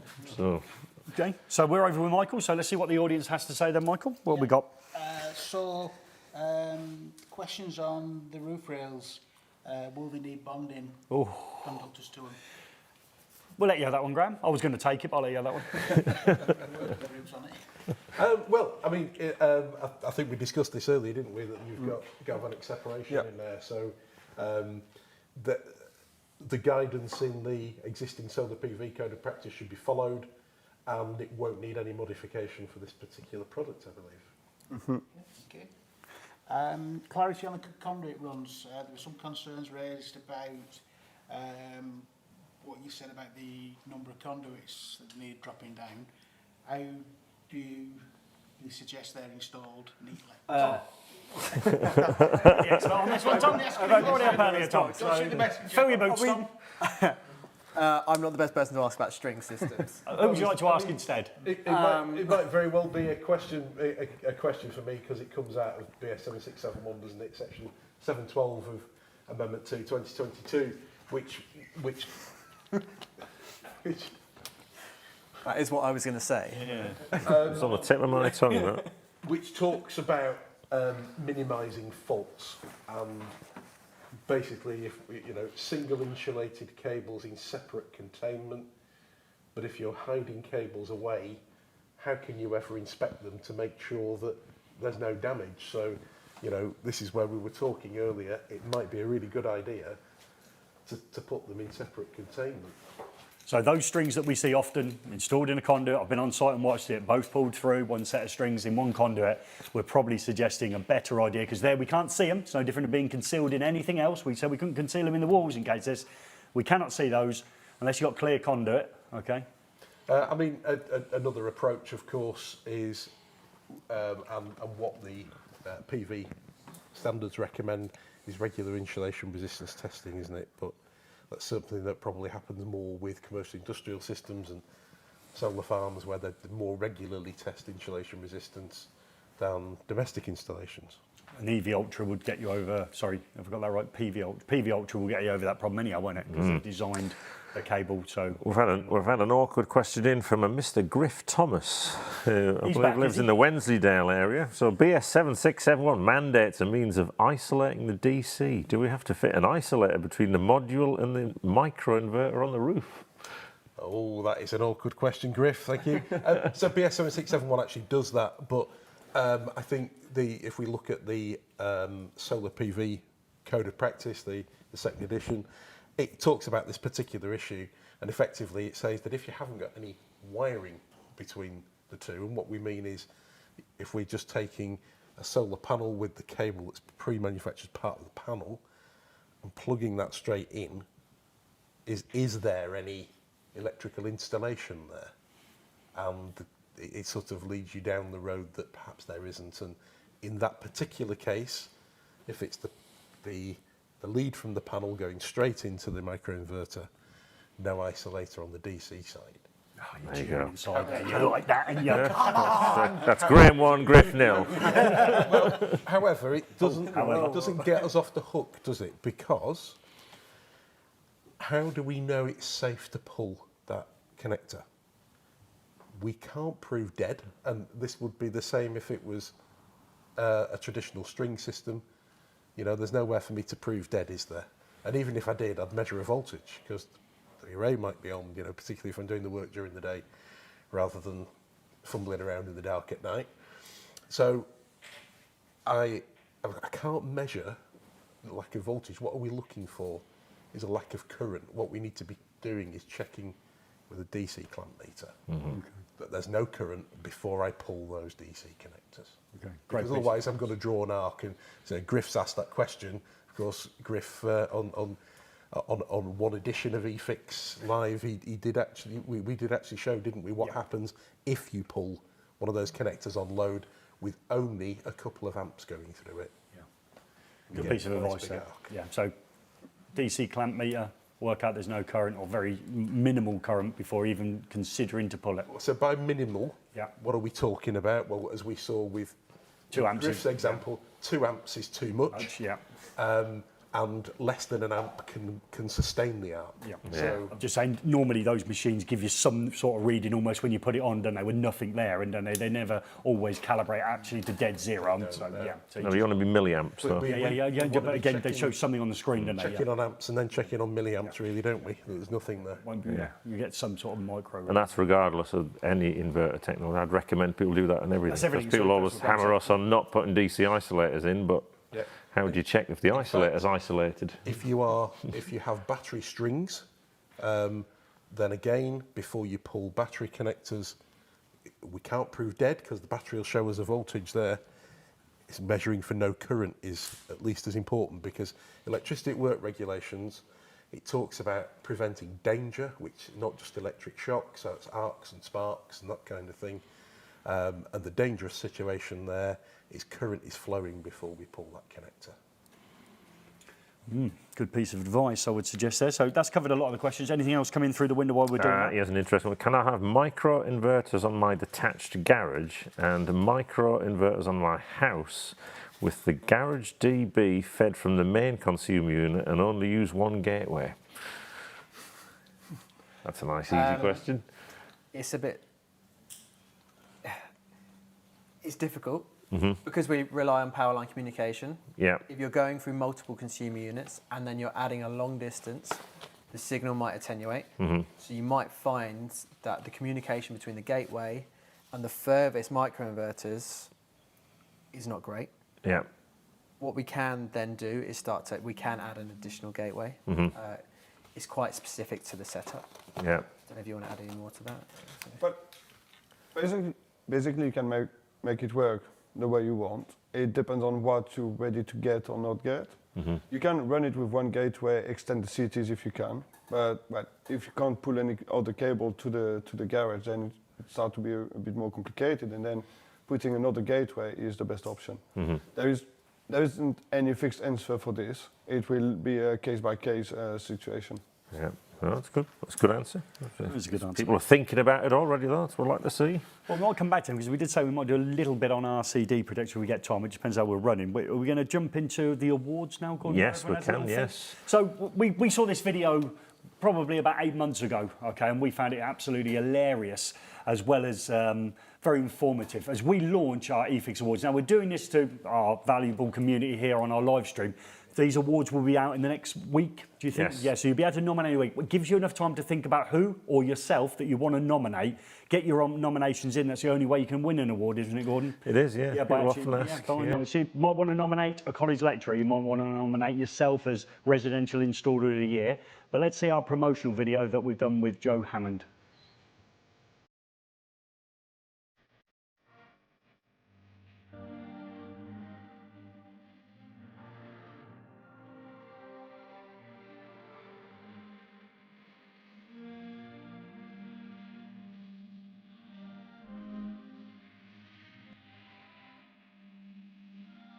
And did those sparkies in time gone by clean up at the end of the day?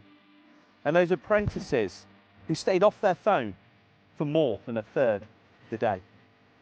And did the wholesaler go the extra mile to get the parts to get you through? And the lecturer who stayed late that one night to help you through your MVQ?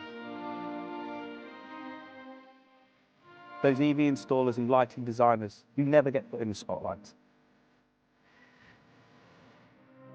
Those data engineers and smart home installers who transform more than their customers know.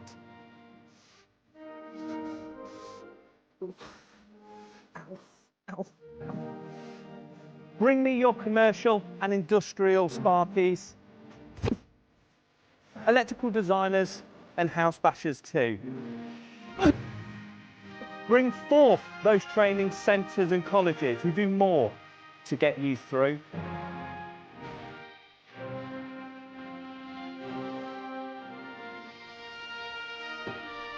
So do you know someone who's extra special?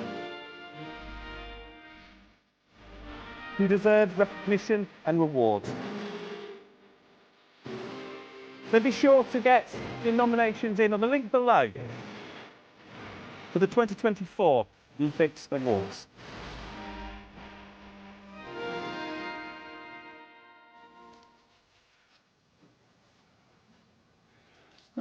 Over here. Hello, mate. How you doing? Normally at college. I've got a mic. Yeah, spin that one round. Okay, we're good. So yeah, we're going to spend some time together soon. We are. End of June. Okay, we are. 26th, 27th, is it? Wednesday, Thursday. So we've got to give away 5 more tickets. We have. Right, what I'm going to do is I'm going to read out the description of what the person wrote as their tiebreaker question. Yep. And then we'll just give it a pause, and then we can announce that person's name. And hopefully they're on. If they're not on, we're going to have to chase them down to give away those tickets. So we are taking 10 people and not 8 because 2 can't make it. So we'll start with the first one. In order to get a ticket on a plane to come to us, Ireland, to visit the great team at Robus, we're also going to see a factory that makes liquid refreshment of the black variety. Got to keep hydrated, haven't you? Yeah, got to stay hydrated, and we're going to eat some wonderful food, okay? And already Gordon's laid some underlay or something for me over there, so I don't know what that means. Something I've warned them. Yeah, whatever. Yeah, whatever that is. Old person speak, isn't it? I'll read the first one. So if you're watching and you've entered the competition, there's a chance that you might be one of the 5 following people. This is ticket number 6. They wrote, after watching your videos, I have learned, it can't be any of mine, I've learned there are more to lighting than I'd realised. So well done, Gordon, for that one. I would usually just look at the job, have a quick measure up, then go to the wholesaler and get some LED battens, okay? But now, with this knowledge from your videos, I will put more thought into my next lighting design. So a trip to Robus HQ to get a greater knowledge on lighting design and their products would be a fantastic opportunity, and meeting eFIXX crew would be a bonus. Thanks to... Well, that would be Graham McCulloch. You've got yourself a seat on the plane. Next to Rick. Okay, so yeah, good. So you're in. So well done, Graham. So you've got a ticket on the plane. This is the happiest minute of the week. So next one up, let's not read their name straight off the bat. Didn't write so much for this one, so I don't know how they've won, but let's go with the following. We did do some random ones as well. Wow, this won't take long. It will help me with my robust product knowledge for choosing light fittings for future products. Okay, projects, future projects. That's all he's wrote. That's all he's wrote. Okay, or is it a she? It's a he. And your name's Ian Russell. You've got yourself a seat on the plane. God, you were lucky, Ian Russell. Yeah, that's all right. Well, I hardly wrote anything. Next one up. Ooh, right, okay. This one might not fall far from the tree, yeah? Ready? Ready for this one? 18 years on the tools, so an old person we're taking. Is this you, Gordon? Okay, old person coming with us. I've now gone into management and design. It would be good to see the offerings and learn something new. Every day is a school day, okay? Yep, a school day. And it's the Mr. Hammond. But it's a David Hammond. You've got your seat on your plane. You're not going, son. Okay, 2 left, 2 tickets left, is that right? Yes, we've only got 2 tickets left on a plane. We're going to be giving the following one away to this person who wrote, it would be fascinating to see the facilities at Robus in their headquarters in Dublin and be able to see the day-to-day operations and activities at Robus. I use the Vegas LED strip regularly to make sure I only use the highest standard of quality products, and they're coming on the plane with us. And who is it? And that is Callum Gold. Okay, Gold! Always believing you're indestructible. No, okay, fast one. Last one. Final ticket on the plane. Okay, here we go. So this is a funny looking sheet. Here we go. I've used Robust products for years. They are great quality, and I would love to see the magic that happens in Dublin, Ireland. Also, of course, it'd be helpful to meet the fine presenters of these videos as well as the eFIXX team. So, okay, they'll get to meet No, they'll just meet us two. The fine presenters are at home. That's what they're on about. No, the fine presenters. So who's the final person? Ticket number 10 on the plane? Ticket number 10 goes to Richard Walsh. Okay, Richie's coming with us as well. So Rick and he's coming Richard, as well, so yeah. that's good. So there are 10 winners. You will be contacted via, I would imagine it'll be done via Jennifer. So obviously she's on the burner phone this evening. She's up the top now. She's hiding out the way as she usually does. She runs off of that phone, so she's not here anymore. Oh, she's down there. I can't see her. Oh, wow. Okay, you are wider than you look, you two. So, yeah, that's all good. Okay, 10 people have won tickets on the plane. We look forward to our trip to Ireland, which should be hilariously good fun. Rick's doing a 45-minute speech he hasn't prepared for yet. He reckons I've got to do it when we're there. So that There's should some be good. people we haven't met there as well. Yeah, so, loads of people. Well, they were randomly selected, that's why. No, but I'm looking on there. Ian Russell, someone on there. Never heard of him. Works for a great contract in the northeast. Muck Vickers, been going for years, Gary. So you'll be up there, wax lyrical about the 14th edition or something like that. Yeah. So he bombed in window frames, Radiators. eBads, direct and indirect contact. That was so much easier back in the day. I don't want to change all these terms for me. Brilliant. So that's us on the awards. Now you've seen there the categories. Obviously they flashed up on the screen as they went through. You might find that they fit perfectly on you. Within the next 7 days they will be open, just to say to you, the sooner you get your entrance in, the sooner you can sit back and relax. And it might be a case that you get a phone call from Mr. Hammond. I think Mr. Hammond's running it this time. Is he around? Is he point man on the awards? Oh, yeah, he's doing all the work. Yeah. Well, I didn't say that. I tried to suggest he had a really prominent role within the team to do with the awards. No, he's going to be on the phone, I would imagine. If you get a phone call from Hammond, that would be a good one. I would imagine him with a chance. Yeah, doing a bit of research. Yeah. We've had a question in from Michael Peace here, Graham. Don't you just love it? Question for Graham. Can SWA cable be used for the DC side of PV systems? If so, should it be earthed or unearthed? No, that's a good question, isn't it? So on the DC side now, the cable has to be double insulated or equivalent, effectively class 2 or reinforced insulation or equivalent. If we look at the construction of a steel wire armour cable, we've got insulation, and then we've got bedding material around that, and then we've got the armour. So I've not got 2 layers of insulation or insulation and sheathing in there. There is the question then of, is the armour an exposed conductive part or not? And also the fact that if we want to use a multi-core armoured, of course, in Amendment 2, we've got this requirement that we have to try and minimise faults between live conductors, the positive and negative, basically. So they couldn't be in the same cable, single insulated anyway. So the answer is... A bit like your conduits you did earlier. Probably not. All right. That's a no, folks. I was going to slam a no on that one, so that's a no. So Gary gets in with a no. And, I think if you were to ask cable manufacturers, they'd say, we have alternative products, as you mentioned earlier. PV Ultra, So they designed a cable. They did design a cable to solve the problem that was out there. Okay, I think am I right in believing they might be bringing out an armoured version of that PV Ultra? Oh, I'm not sure. But then does the armour have to be earthed? Yeah, I'm sure there was. Yeah, well, now again, I mean that's something we need to go back to them on, maybe. Yeah. Hammond, are they bringing out an armoured version of PV Ultra? Remember, when there's no talking going on, nobody can hear anything. Go on. They are bringing one out. You don't know either. You were down there for 3 days. That's all I thought you might have. Okay, I bet you know where everything is, though. If they lose anything, you'll know where it is. That's an in-joke for the house, that is. If you were to ask if that armour needs to be earthed, and you were to ask 20 different people in the industry, you get 20 different answers. Oh, that's what we like about this industry. Keep it grey, keep it grey. But of course, you could just use microinverters and the problem goes away. There we go. Yeah. Right, but For the 25 years then. yeah, Yes. I think we ought to just mention maybe a little bit of construction on residual current devices. Now we've got uni and bi-directional devices in general. And you did another lovely piece on that. But we suggested again at the Instagram Arms, and I was down there having a few points with the lads, and they suggested that obviously the labelling of a RCBO with a load, okay, on there, suggesting that if it's got load on it, we're probably suggesting it's unidirectional, only because it's identified as load.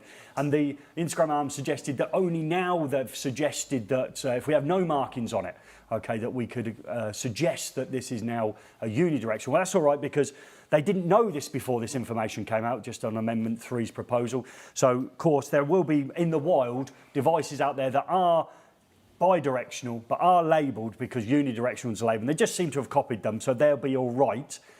Is that true, Graham? So, the labelling is not something that was invented for the modern series of breaker standards. It's something that goes back, I understand, to BS 3871 and so on. So, if that's had the same thing, that it said if it mattered which way around you wired it, you'd have to say line on one side and load on the other side, or similar marking.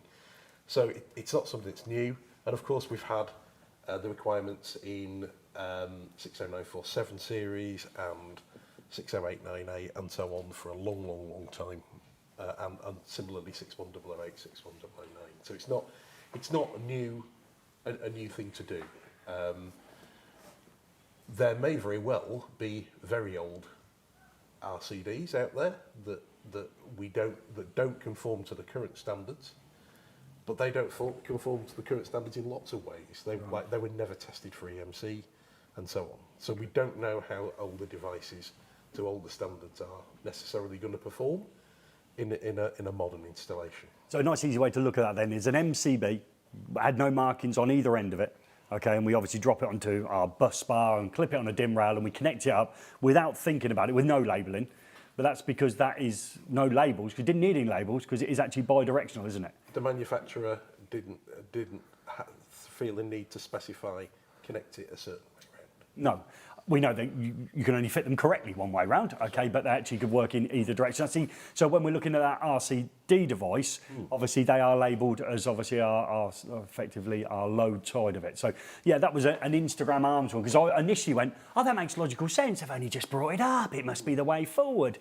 But we've seen other manufacturers come out and say we're in a lovely position because ours is bi-directional. But the likely is when you look at their device, they're probably labelled it as the load side, okay, and that's a little bit of a red herring, because you've got to look on the side of it, and we've discussed it, I think, in a previous stream, didn't we, when we had the good people here from Proteus, didn't we? We did a drawing all that, how their technology works. There is other ways in which it can work. Absolutely. You've spoke to me about as well.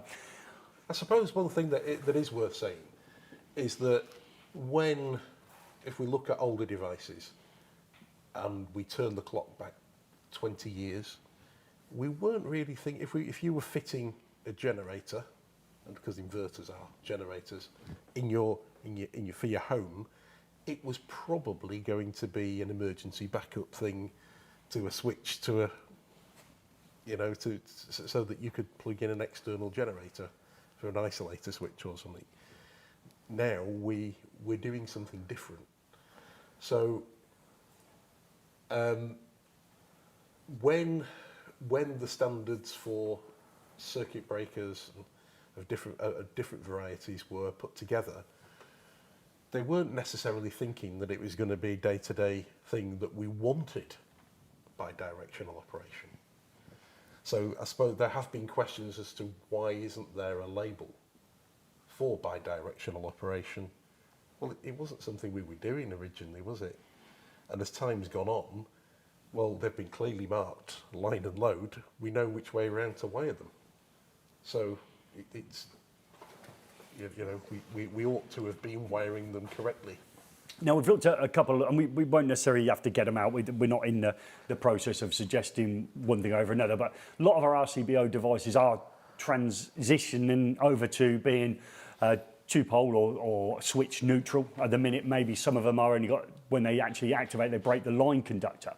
But we describe the neutral as a live conductor, okay? So when that device has operated, haven't we still got a connected neutral and protective conductor, even though the device has tripped, but it's only really tripped out on the line conductor? That's right.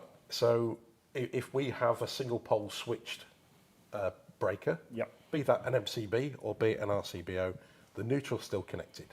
So if we think about our outgoing line conductor that's connected to our loads traditionally, If there are still loads connected, then when I touch that line conductor, even though it's, because these devices are supposed to provide isolation, Yep.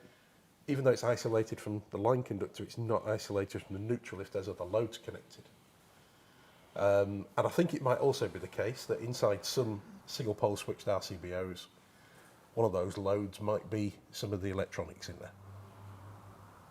So we're never fully disconnected from the neutral, but that's no different than an MCB with loads. Of course, we don't have to, in the UK, we don't have to switch the neutral when we isolate in TN systems and in specified conditions for TT systems. Right. Okay, just another one just worth bearing in mind, because obviously that single operation, okay, and then it's just slightly different. It is, because you know, when we're out there fault finding or doing our job, we think, oh, it's safe, we're locked off. If I haven't turned off in a domestic installation my double pole main switch, Yep. I do still have that neutral connected. Yeah. So only, you know, if you're, the safest way is still, if you have single pole switched RCBOs, just like with MCBs, it is the safest way is still get that switch off. Yeah, and again, with us moving rapidly towards Safer September and the campaign and the stuff that Mark Allison's doing up and down at Elect shows that we're supporting him with Team eFIXX, I don't think that's mentioned enough, really, is it? The best way to isolate is to isolate everything. Okay, at least start off with that. Like I said, if you've got just traditional MCBs or single switched RCBOs, the safest way is the main switch. You know, I know it means the Wi-Fi and the telly is off and all the rest of it, but you know, we want to come home at night. Again, you know, are we overthinking in some way safe isolation when, yeah, just get the entire source off, do the procedure to prove it's dead, and work safely for the rest of the day? But with a single pole switched RCBO, the final thing to think about, and most experienced Sparks will already be there with this, because we'll have seen it, is that if there's a neutral to earth fault downstream of that device, the device will still operate. It will disconnect the line conductor, but that neutral to earth fault is still there. Yeah.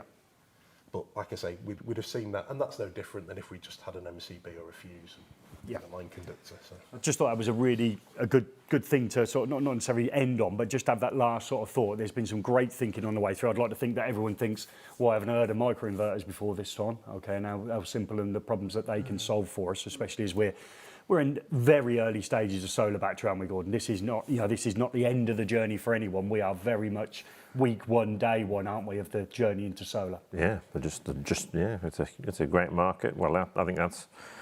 I'm pleased we're actually sorting all this stuff out now, actually, quite early on in the journey, rather than coming back in 10 years' time and having to rip everyone's consumer units out again.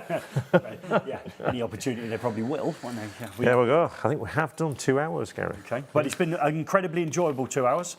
We couldn't have done without some amazing guests. So Damien and Tom, thank you ever so much for joining us from Enphase. And always, we can't wait to have you back, Graham. So hopefully you'll be back on the show again within 6 to 12 months, and we'll be another book that you've written. So J.K. Rowling did a whole series of books where she took this wizard from, you know, like early stages to obviously killing the baddie in the end. I don't want to follow that path, because she's on the naughty list, isn't she, for some people? I think. Cancelled. You're going to get cancelled. We're going to cancel. We don't want you cancelling, Graham. I certainly don't want it. And thank you ever so much for bringing your technology and explaining it so brilliantly to us. Remember, if you want to go to the installer show and get your hands on some decent stuff and have a look up nice and close and personal, that's the 25th to the 27th, and our link is in the description if you want to sign up for tickets. And how much the tickets cost, Gordon? They're free. They're absolutely free. Just got to register. I would just like to point out that Griff Thomas did actually post 75 questions across on the Facebook group, because I just flipped over there, which we'll hand over to Joe Hammond. He can answer them all Is that green personally. technology? Yes. Green technology. Yeah. Yeah, There's so 75 for you to go out there, Joe. Okay. So We've done the 76th one to help you out. Yeah, so it's all good. And if you've persevered to the very end of this, we greatly appreciate the people that give up a couple of hours on a every 2 weeks on a Wednesday evening to come and see us. We're back in 2 weeks, and Gordon's going to remind me of the guests in 2 weeks. I don't know, actually. No, neither do I. So, so we'll have 2 very exciting guests joining us in 2 weeks, which we're calling a surprise. Not to you lot, to me and Gordon, because we don't know who's coming into the studios yet. And we're going to have our end credits. We thank everyone. We thank Sean Dempsey, who's obviously serial prize. We have no clue, Sean, what we're going to send you. If you get nothing, think of that as a prize you've never had before. Then again, he's probably had one from Joe, so he's already had nothing as well, hasn't he? Yeah. So we can't even send him nothing as a prize. Yeah. We look forward to seeing you. We'd like to thank the people in the room. We'd like to thank Michael Collins for coming over from Burnley College, one of my great friends in the FE sector, and I'm looking forward to making a video with him very soon. And he is one of the great guys of FE and the electrical industry. We'd also like to thank Richard Gaunt, my co-buddy, going over to Ireland with me later on in the year.